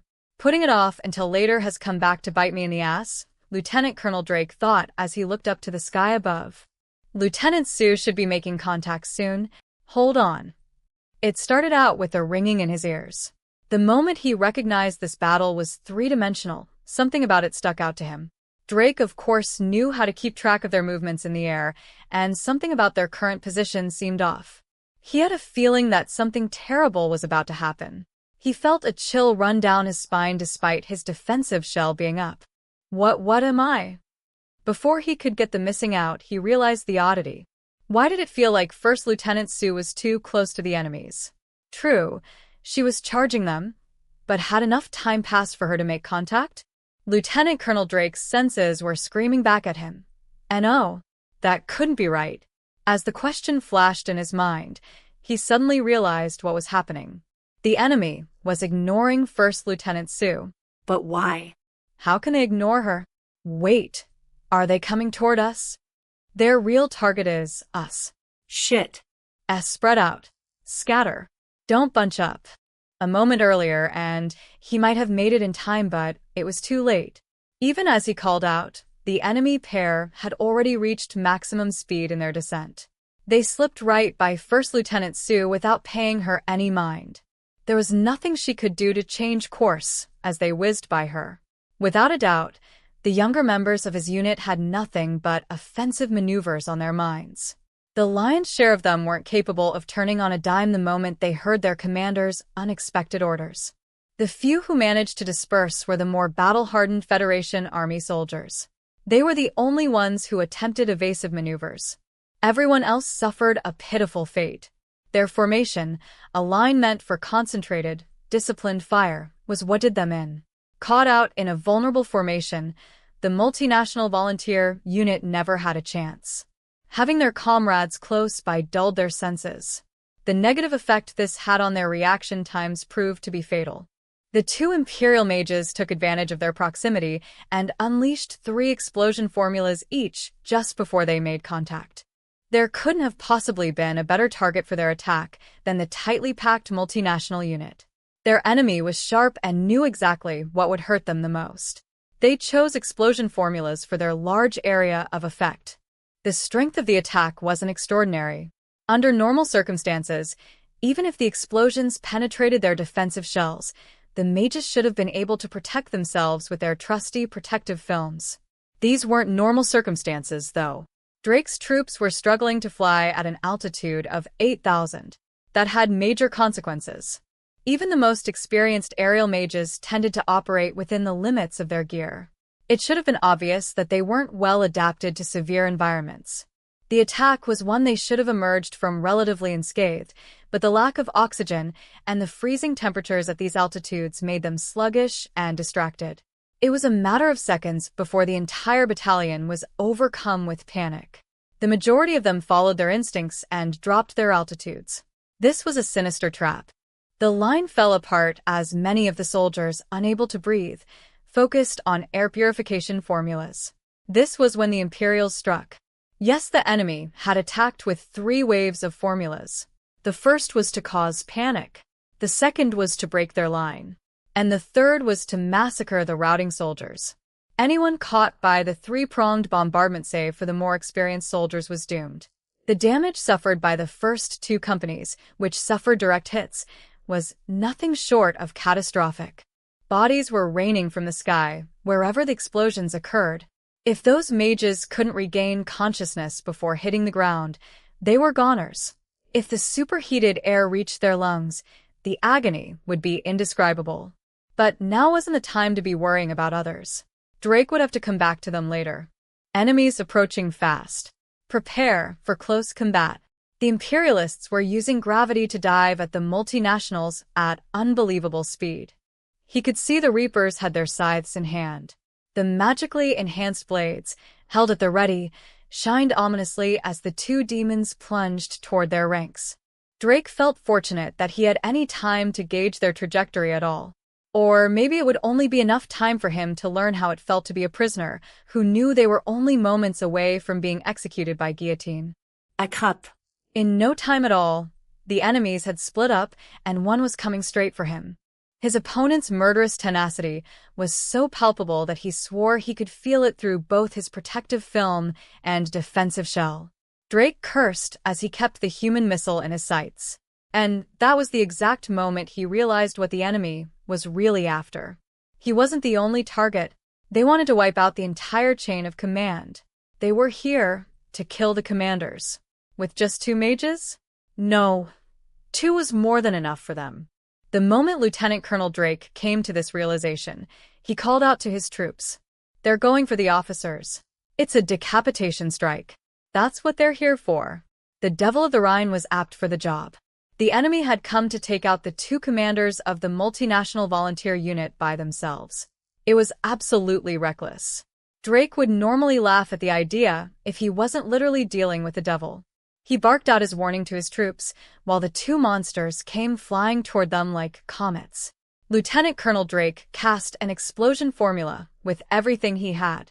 The air around his formula warped as an explosion screeched across the sky ahead of him, but it barely fazed the Imperial mages, let alone stop them. You're charging me? The 2 mages continued their advance despite the detonation that had just rocked the skies. Fire should strike fear into the hearts of all. The mental fortitude of these Imperial mages was beyond comprehension. Drake cursed again while he prepared an optical camouflage formula. Then he finally understood why they were so focused on him. His support fire was almost non-existent. What in the hell is going on? Due to their insufficient training, they were not only slow to react, but the multinational troops were also waiting for orders. New recruits didn't know what to do during a battle without orders. I need suppressing fire. Hit them with everything you've got. He commanded the battalion to open fire. A single order was all they needed to start shooting immediately. They really didn't do anything until they were told. Not only that, but their aim was all over the place. You call that marksmanship? Lieutenant Colonel Drake held in his impulse to swear as he caught on to another enemy trick. Watch out for decoys. Shit, is this optical? They had used an optical camouflage formula to create a convincing decoy. He had read about this in the reports more times than he wished to. Projecting illusions had been a common tactic for these mages back on the Rhine front. It was a simple trick, but terribly effective. It was harder than it seemed to distinguish what is real in the chaos of battle, especially if you were panicking. There's no point if you aren't concentrating your fire. Calm down and aim. His orders went unheard. Not only were his troops unnerved, but they were also wholly unable to lay a significant amount of firepower on their targets. The situation was an absolute mess. To make matters worse, the suppressing fire had seemingly no effect on the enemy's freedom of movement. Their shots were undoubtedly landing. However, simply hitting the Imperial mages with several rounds wouldn't be enough to penetrate their protective films. This was something he could have guessed, but how were they still charging forward? Drake then caught sight of a short Imperial mage. He didn't want to imagine the power of the magic blade in their grip. One slash was surely more than enough to end his life, and the enemy was moving far too fast for him to have any chance of stopping the blade. "They're here. Cover me," Drake shouted as he instinctively sped up. Ideally, he would have used his reach advantage to land the first blow, but the small Imperial mage was already too close. This wasn't a friendly fencing match. There wasn't enough time to parry. He drew his own magic blade to try and mount at least some sort of defense. Guh. It felt like he had slammed into a boulder. He couldn't get the leverage he needed in midair. Unable to maintain his form, he was getting pushed back. The worst part was how small his opponent was. Am I really going to be overpowered by this mouse of a mage? Don't make me laugh. He wished he could wake up from his nightmare. Unfortunately, this was reality. Oh, Lord. He tried to gather his wits and recover after being flung wide, only to find two cold eyes staring at him, like a predator watching its prey. God damn it. There was nothing he could do to stop the magic blade from flying toward him once again. There was a moment of desperation before Lieutenant Colonel Drake accepted his fate. They were close enough for a knife fight. With their size differences and positioning, the short Imperial mage had the advantage. Conversely, so little distance separated them that there was no way for him to miss, either. He let the Imperial mage's blade pierce his shoulder. At the same time, he began to cast an optical sniping formula. Drake ignored all safety guidelines for casting speeds and worked as fast as possible. Low on air and running out of blood, his brain was sounding the alarm as he manifested his final explosion. The enemy mage screamed and let go of the blade that should have impaled his shoulder.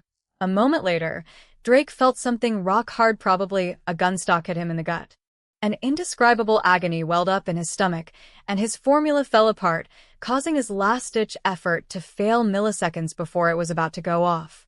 The enemy mage then looked at the groaning Drake and, with perfect command of the Commonwealth language, swore at him as he writhed in pain. "Stay out of my way, you bastard. Goodbye, Limey." With those parting words, a leather boot unceremoniously kicked Drake away. Lieutenant Colonel Drake came to a realization as he just barely managed to make out what seemed to be his enemy pulling out a submachine gun and aiming it at him while he continued to fall. "Ah, damn it. I'm not going down without a fight." In a fit of desperation, he reflexively converted his failing formula into an explosion formula.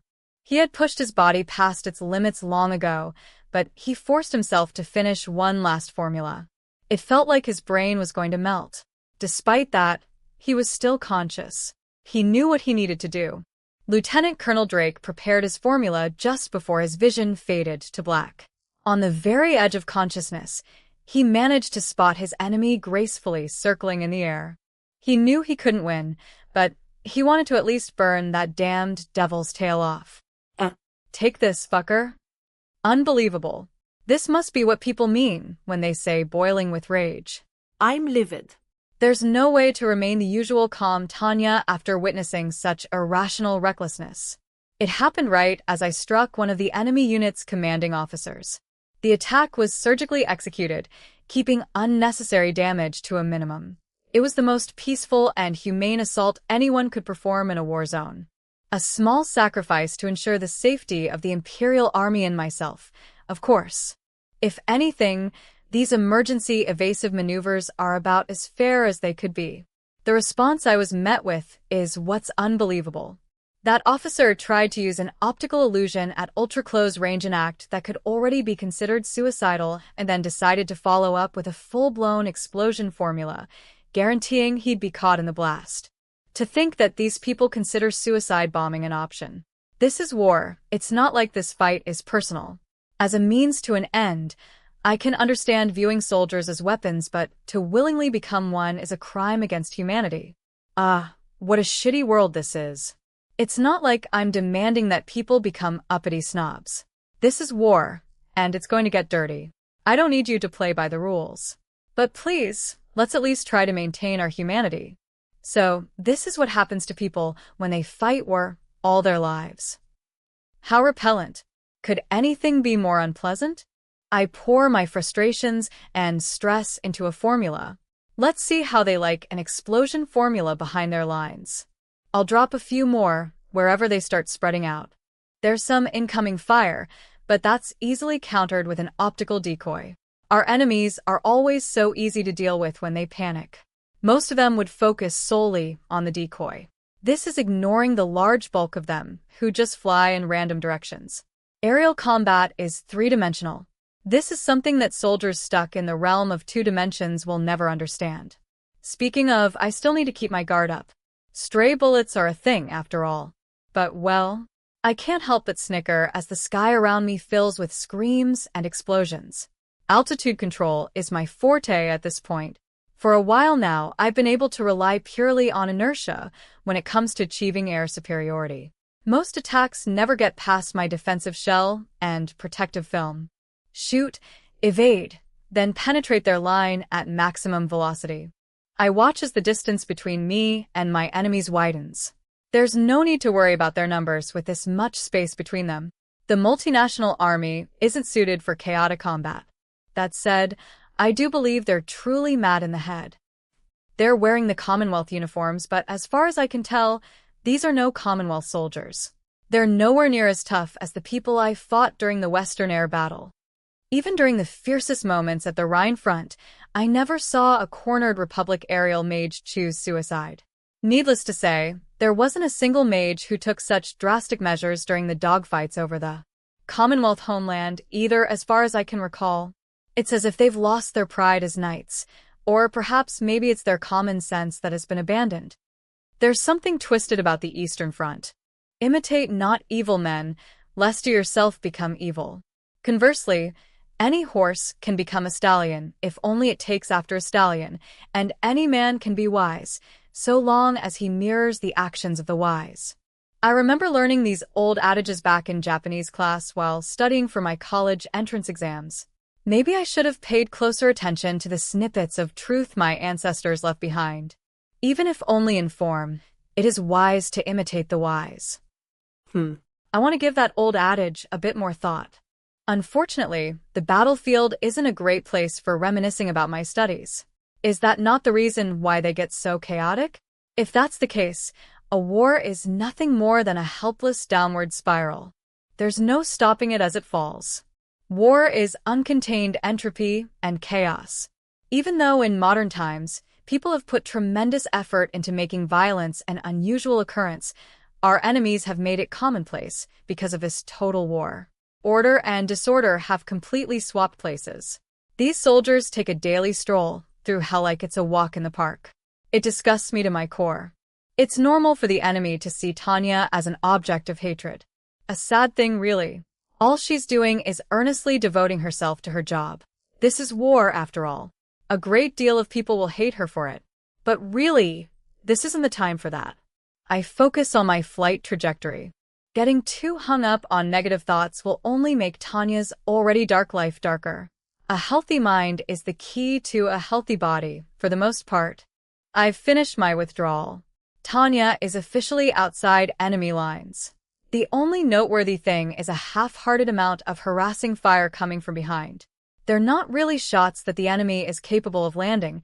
It's more or less random bullets that just happen to be traveling in the right direction. Nothing to worry about. I'm effectively out of their range now. 02 to 01, I see you've made it out. 01, affirmative. Report, 02. Did you down the target? Tanya's adjutant emits an uncharacteristic sigh in response to the unspoken question. Does this mean she failed? I reached the target but failed to shoot down the commanding officer. I let out a disappointed chuckle. We've both come back empty-handed, so clearly there's no reason to berate her. Same here. They were tough after all. Was it someone that we should have taken out while we had the chance? Tanya's partner sounds surprised. I begrudgingly pay our opponents the respect they're due, though my response is not without its fair share of snideness. They were too much for a sensible mage such as myself, and insane enough to resort to suicide bombing. That said, it is an effective tactic for fending off a decapitation strike. Our enemies are like antibiotic-resistant bacteria. The more we kill them, the more they build up an immunity to our tactics. Whether or not a suicide attack should be considered an actual countermeasure, or just plain insanity aside, I can't deny that our foes are steadily getting better. It's more clear than ever how important it is to finish off your opponents before they can ever get to this level. But even though I fully understand that it won't be possible on the Eastern Front, that is the inconvenient truth. But this should be enough to satisfy the general's demands. Looking at it another way, we've successfully created a major distraction, as per the orders Tanya received. Just as I think that, I notice something strange happening around us. There's a slight burning sensation building up in the air. I can feel it through my defensive shell, an unpleasant stream of magic. I look behind me and see nothing but ants where our enemies should be, and yet, a chill shoots through me, as if someone's pressed a gun against my head. Is this radiation? At this distance? I swallow the rest of my disbelief. Now isn't the time to talk. We need to move. Both Tanya and Visha immediately begin evasive maneuvers. We push our dual cores to the limit and make sudden changes in trajectory. We speed up, flying in a serpentine path to throw off the enemy's aim. This kind of mobility is only possible thanks to our Type 97 computation orbs. Just barely possible, I should note. As a result, we avoid the blast by the skin of our teeth. I audibly scoff as the large-scale, long-range optical formula blasts right by me. I quickly cast an optical observation formula to identify the source of the attack. In the distance is a lone, awfully small figure. It's giving off the same annoying mana signal I know all too well at this point. It's the same wild boar from before. And to top things off, the freak of nature is already in the midst of charging up her second long-range blast. Wait, is that charge for 2 blasts?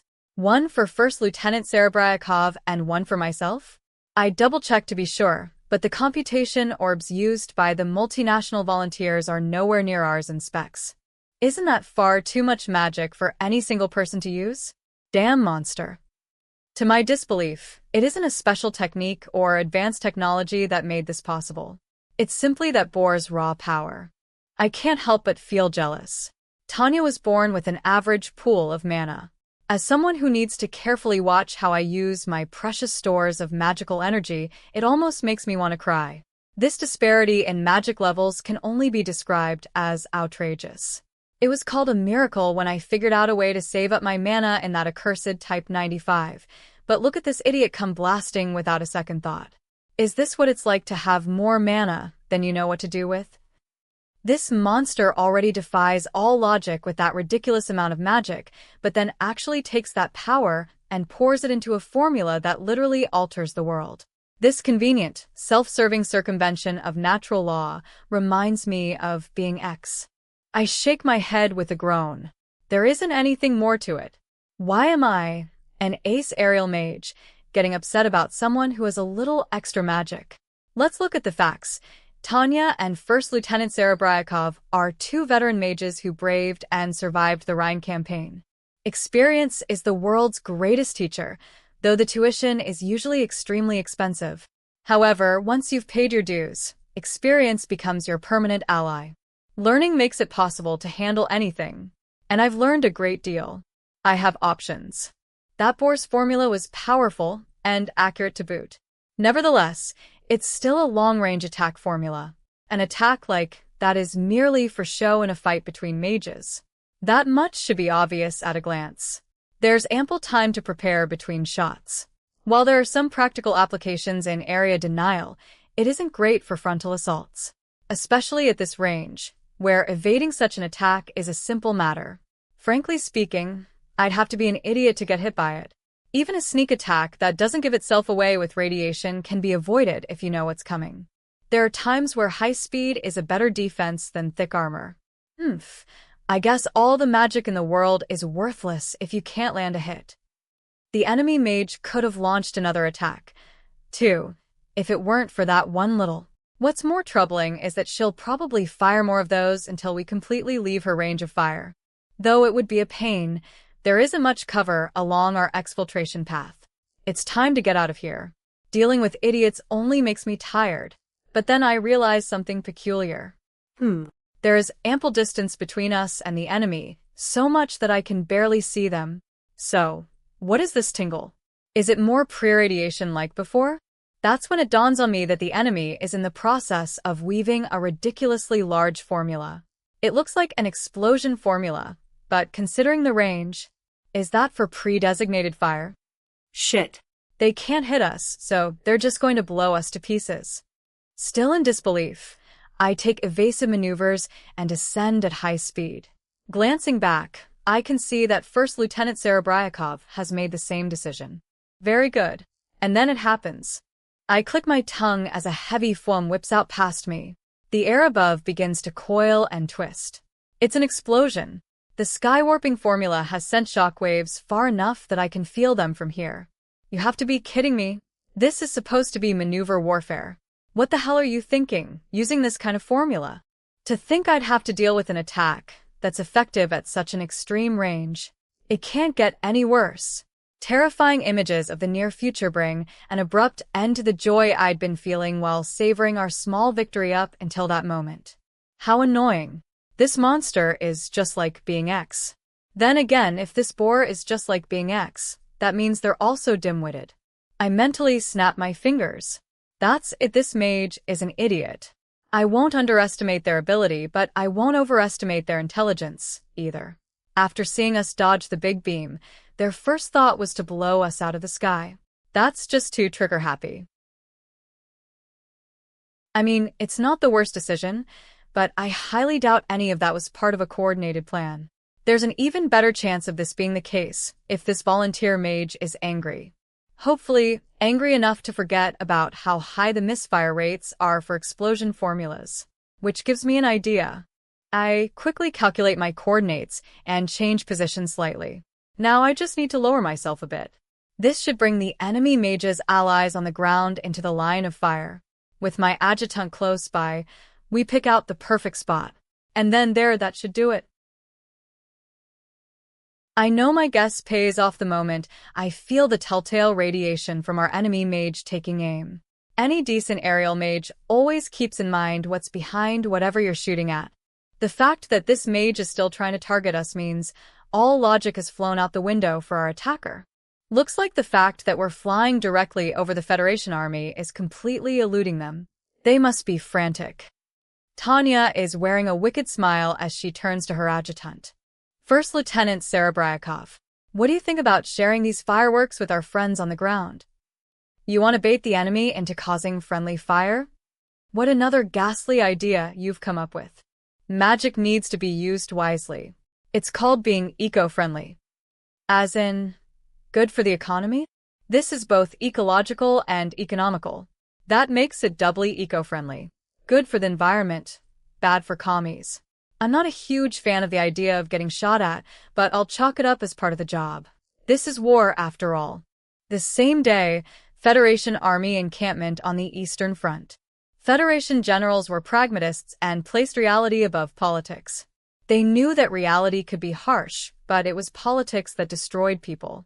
The more manipulated they were at the beginning of a conflict, the more likely high-level commanding officers would develop a realistic outlook of the world. This was because fame and power were a type of poison that could end people. Those who served spent their days in the harsh reality that was the war. They had no choice but to wade through a bloody, cursed world in their military-issued boots. They were in a constant struggle to find out whatever they could on their enemies. The sacrifices they'd made at the start of the war forged them into the officers they were today. They scoured the world for intel, which they analyzed to the fullest extent. In other words, the Federation Army evolved into one of the world's most pragmatic organizations. And they continued to evolve in a unique way to excel on the battlefield. They were professionals. Diligent specialists who both feared and respected their enemies, the Federation generals gave their all to find out everything about those they had to defeat. Needless to say, they knew a lot about the Imperial Army.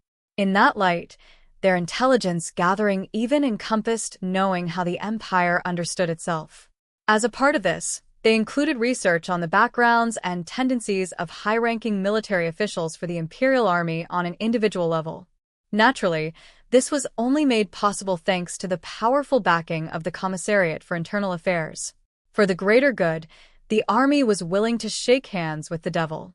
It wasn't long before objections from the army's trusted inner circle vanished like smoke. Objections and pushback were to be expected.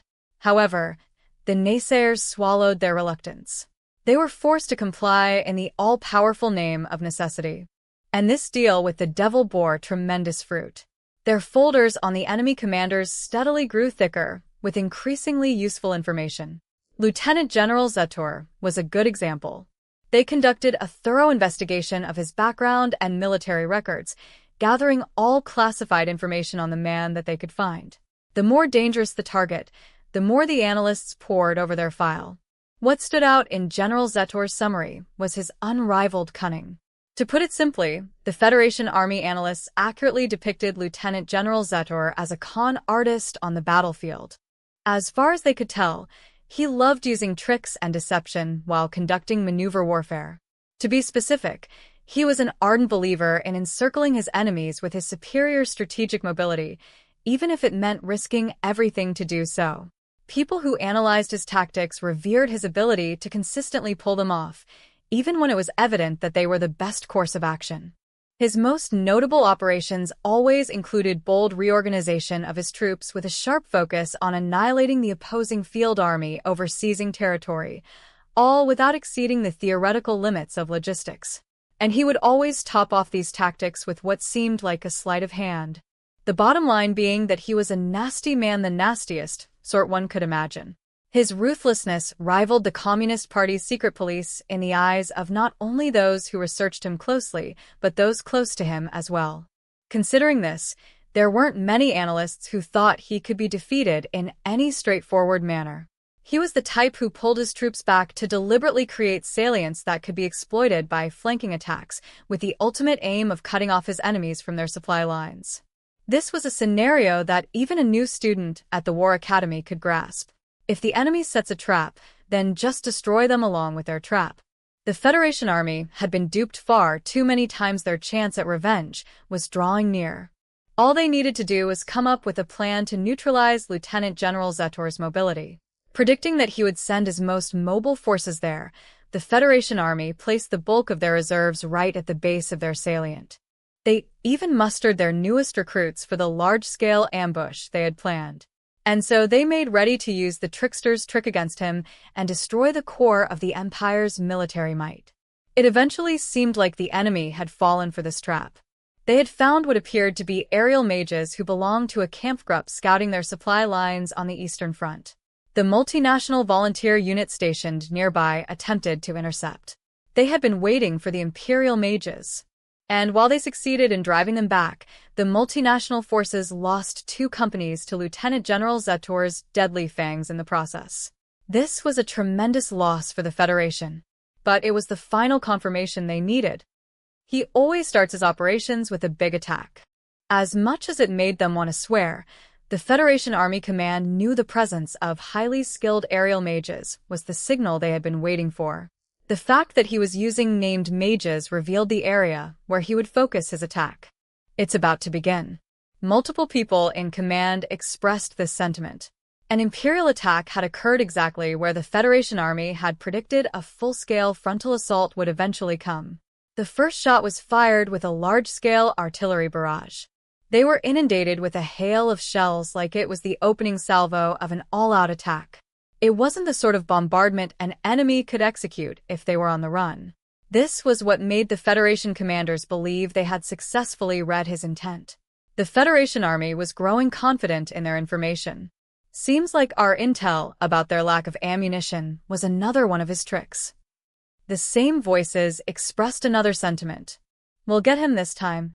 Had they failed to predict his movements, the attack would have thrown their troops into a panic. Fortunately, the Federation Army saw this coming and took appropriate precautionary measures. They deployed their units in the lulls of artillery fire. They set up a tight perimeter and even conducted counter-battery fire. Everything is moving as we predicted. We have him right where we want him. The commanding officers knew they were ready. This was their chance for revenge. This time, for sure, they would catch that damn Lieutenant General Zetor. That was the very moment when the Federation Army Command had quietly convinced themselves of their impending success. It was the same moment when the con artist across the table, who they expected to show his hand at any moment, kicked the entire table out from in front of them. The same day, the Imperial Army's Provisional Command Center on the Eastern Front. The senior officers had assembled in the command center. They had been summoned there on short notice, only being informed of Lieutenant General Zetor's plan moments ahead of time. His orders: prepare for imminent battle. They collectively nodded when they saw their target was the enemy's salient. Practically everyone had guessed that would be their goal, after all.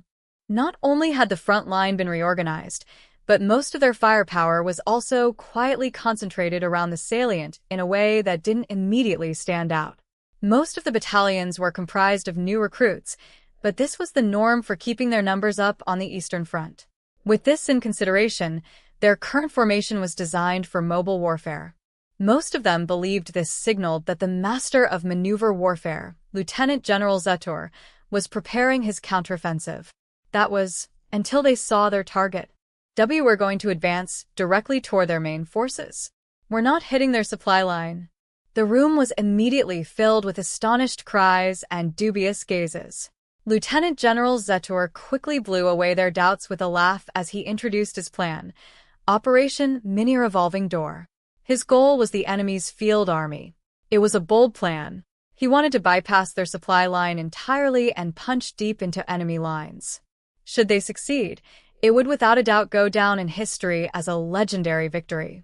Emphasis on the should, as this was all contingent on them not failing.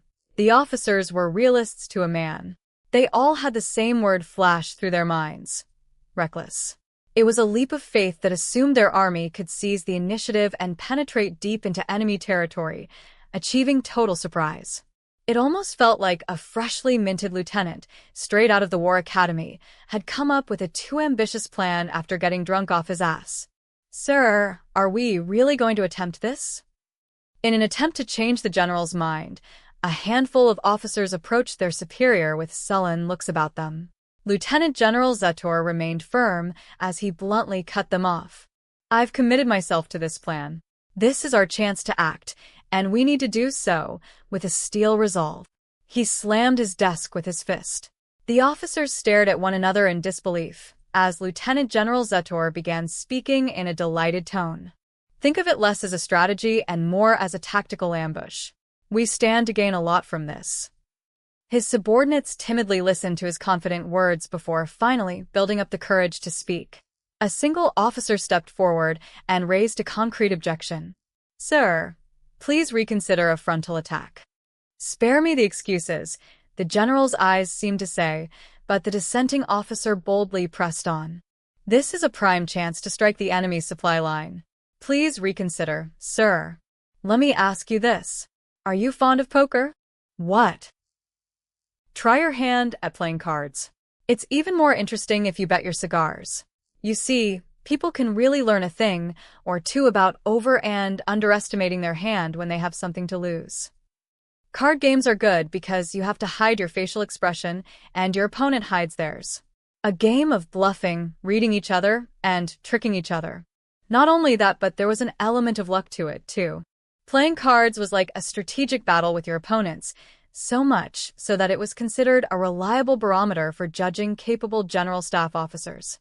Your suggestion is exactly what the Federation Army is waiting for. This is them we're talking about. You'd be out of your minds to think they don't have a welcome party waiting for us. Which is why I'm going with an ambush. We're going to flank them so hard they fall into the seventh circle of hell. When it came to reading their enemy's movements, the Federation analysts knew what they were doing. The enemy forces had predicted the Imperial Army's movements, just as Lieutenant Colonel de Geerchaf had. This is perfect, Lieutenant General Zetor thought with a smile. It was easier for him to abuse enemies who knew what they were doing. The most diligent commanders tended to be the easiest to trick.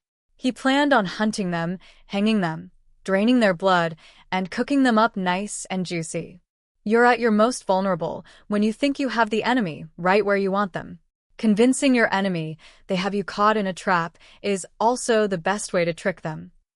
You mean to tell us, sir, that the Federation Army's salient is something that we lured them into, and they are already certain that we are going to attack their supply line? The officer's question had a tone of overt suspicion to it, leaving a bad stench in the air. It reeked of arrogance and underestimation. His contempt for the Federation Army made him biased. There were limits to how much pride one should show in their own ability. Are you insinuating the Federation Army doesn't have the ability to do that? I find it hard to believe they would. Surely they'll learn our ways at some point, but would it really happen so soon? They have a good teacher. The officer seemed confused. Lieutenant General Zetor puffed some smoke from his cigar. As unfortunate as it was, the Empire wasn't the only entity capable of research. War forces its combatants to always continue learning. Foregoing the slow accumulation of new tactics was the same as waiting for defeat. Relying too heavily on prior experience and habits was another deadly pitfall. He had to prevent these soldiers, who were accustomed to the Eastern Front, from developing misconceptions. It's all about experience, men. You need to learn from it. As unpleasant as it may be for us, the Federation Army has paid their entrance fee into the University of Experience with blood. They should have something to show for it by now. While the Federation Army was an extension of the rigid Federation, the same logic couldn't be applied on the battlefield. This was when a lone, tense-looking command officer showed up. He was only there to do his job, but with this many higher-ups assembled, he found it hard to jump in. Lieutenant General Zetor tactfully addressed the poor man. What is it? Why, yes, sir. I have a message. A message from Lieutenant Colonel de Girchaf. Good. Calm down and read it to us. The sun has cleared the fog. I repeat, the sun has cleared the fog. She succeeded in drawing out the enemy, sir. Excellent. Zetor nodded with the biggest of smiles on his face. The colonel always accomplished the most with the least. There's also. What is it now? All eyes in the room rest on the messenger, who continued. She's left a complaint. A complaint? He didn't expect to hear that. For once, Zetor found himself on the receiving end of an ambush. He reflexively raised a questioning eyebrow. His surprised expression urged the young officer to continue. I'd like to request for this to be the last time you send me on a mission this reckless, she says. I can make that promise. This will be the last time I give such ambitious orders for this endeavor. Will there be a next time? That poor lieutenant colonel. That thought was plastered all over the young officer's face. Lieutenant General Zetor answered in an easy tone. There's no need to worry about that now. Worry about the next time when there is a next time. Lieutenant General Zetor thanked the young officer before turning his scowl back onto his subordinates. He didn't have time for petty debates. Now, gentlemen. It's time to get to work. Let the Federation know what defeat tastes like. And so the mobile forces under the command of Lieutenant General Zetor began to carry out their plan to encircle and annihilate the enemy, just as the Federation Army predicted they would. The only difference was their true target lay east of the front line. It was an attack the Federation Army would never even dream of. The Federation Army was ready to withstand a general Imperial counteroffensive. It was what they had prepared for. But their experience was what would do them in. Knowledge can be a scary thing. Those who were on the receiving end of the Imperial Army maneuvers would learn a new lesson this day. They had previously learned that the Imperial Army encircles their enemies and cuts them off by pinching a salient at its base. This was why they had an idea where the Imperial Army would show up when they caught word of them mobilizing for a counteroffensive. It was a pitfall of the mind. They were too sure of their insight on how the enemy moved. Their coming for the supply line was all they could think about. It created a blind spot that allowed Zetor and his troops to lay a relatively basic ambush. They would feint attacking their supply line when, in fact, they were using the salient as a revolving door. They would be conducting a full frontal assault against now defenseless enemy positions. The surer of their predictions they were, the harder it would be for the Federation Army to right themselves. And Lieutenant General Zetor had moved his troops without delay. After all, it was just the other day he had his troops retreating back the way they came in order to lure the enemies out. Despite being in Federation territory, he had created a rare spot where the Imperial Army's knowledge of the land could more than compete with the Federation Army's. It was also a spot the Federation Army hadn't surveyed yet. Being thrust into the morass of battle there would cause problems for them. Their generals wouldn't be able to make the snap decisions on how to deploy their reserves. They would know they needed to fill the hole in their defense. They would know they needed to send soldiers there to do it. But they wouldn't know exactly where they should place them. They would frantically research the spot they should have already had covered, but by the time they came up with an answer, it would already be too late. It was the newly established supply hubs that were key. The Imperial Army pushed deep into the Federation Army's front line to strike at these all-important bases. This spoke volumes about something Lieutenant General Zetor had learned from the Federation. He had also thoroughly studied his enemy, except he hadn't focused on his counterpart but the idiosyncrasies of how the Federation Army set up its supply lines. It had become standardized, which, for better or for worse, made it easier to predict. It was simple for Zetor to guess where the Federation supply bases were located when he knew the local geography. Securing these supply depots certainly did clear logistical hurdles for bringing their troops provisions. He abandoned various precautions and ordered his tanks to accomplish the difficult job of overrunning these bases. Without enough time to decide on what to do, the enemy would ultimately abandon around half their depots with the supplies intact. The Imperial Army could use what they left behind to fuel the tanks that had led the charge. Even better than this was the seizure of their field artillery and supply of ammunition. The heavy guns and shells were a godsend for Zetor's forces after they had used up what few shells they had held in reserve for their diversion. "These are the supplies I needed," a delighted Lieutenant General Zetor thought as he immediately began reorganizing his field artillery. Imperial Artillery Corps would finish their battle with Federation artillery pieces. This was the Eastern Front after all. They needed to make use of whatever they could get their hands on. The gunners they managed to scrounge up were already used to operating Federation weapons, so they were more than ready to light up enemy territory with their own equipment. Unfortunately, the Federation Army Command had a very accurate picture of the Imperial Army's troop strength, thanks to their incredibly thorough research. According to their predictions, the Imperial Army didn't have enough gunners to be able to spare any for a mission deep behind enemy lines. That's why if they were suddenly hit with artillery from a place they deemed impossible, it was guaranteed to throw them into chaos. Not only would it hit them in their blind spot, but reports of enemy artillery behind their defensive line and the chaos that was coming would also muddle their intel on where the Empire's forces had procured the ammunition. And after that, well, hitting the enemy where they were weakest was Lieutenant General Zetor's forte.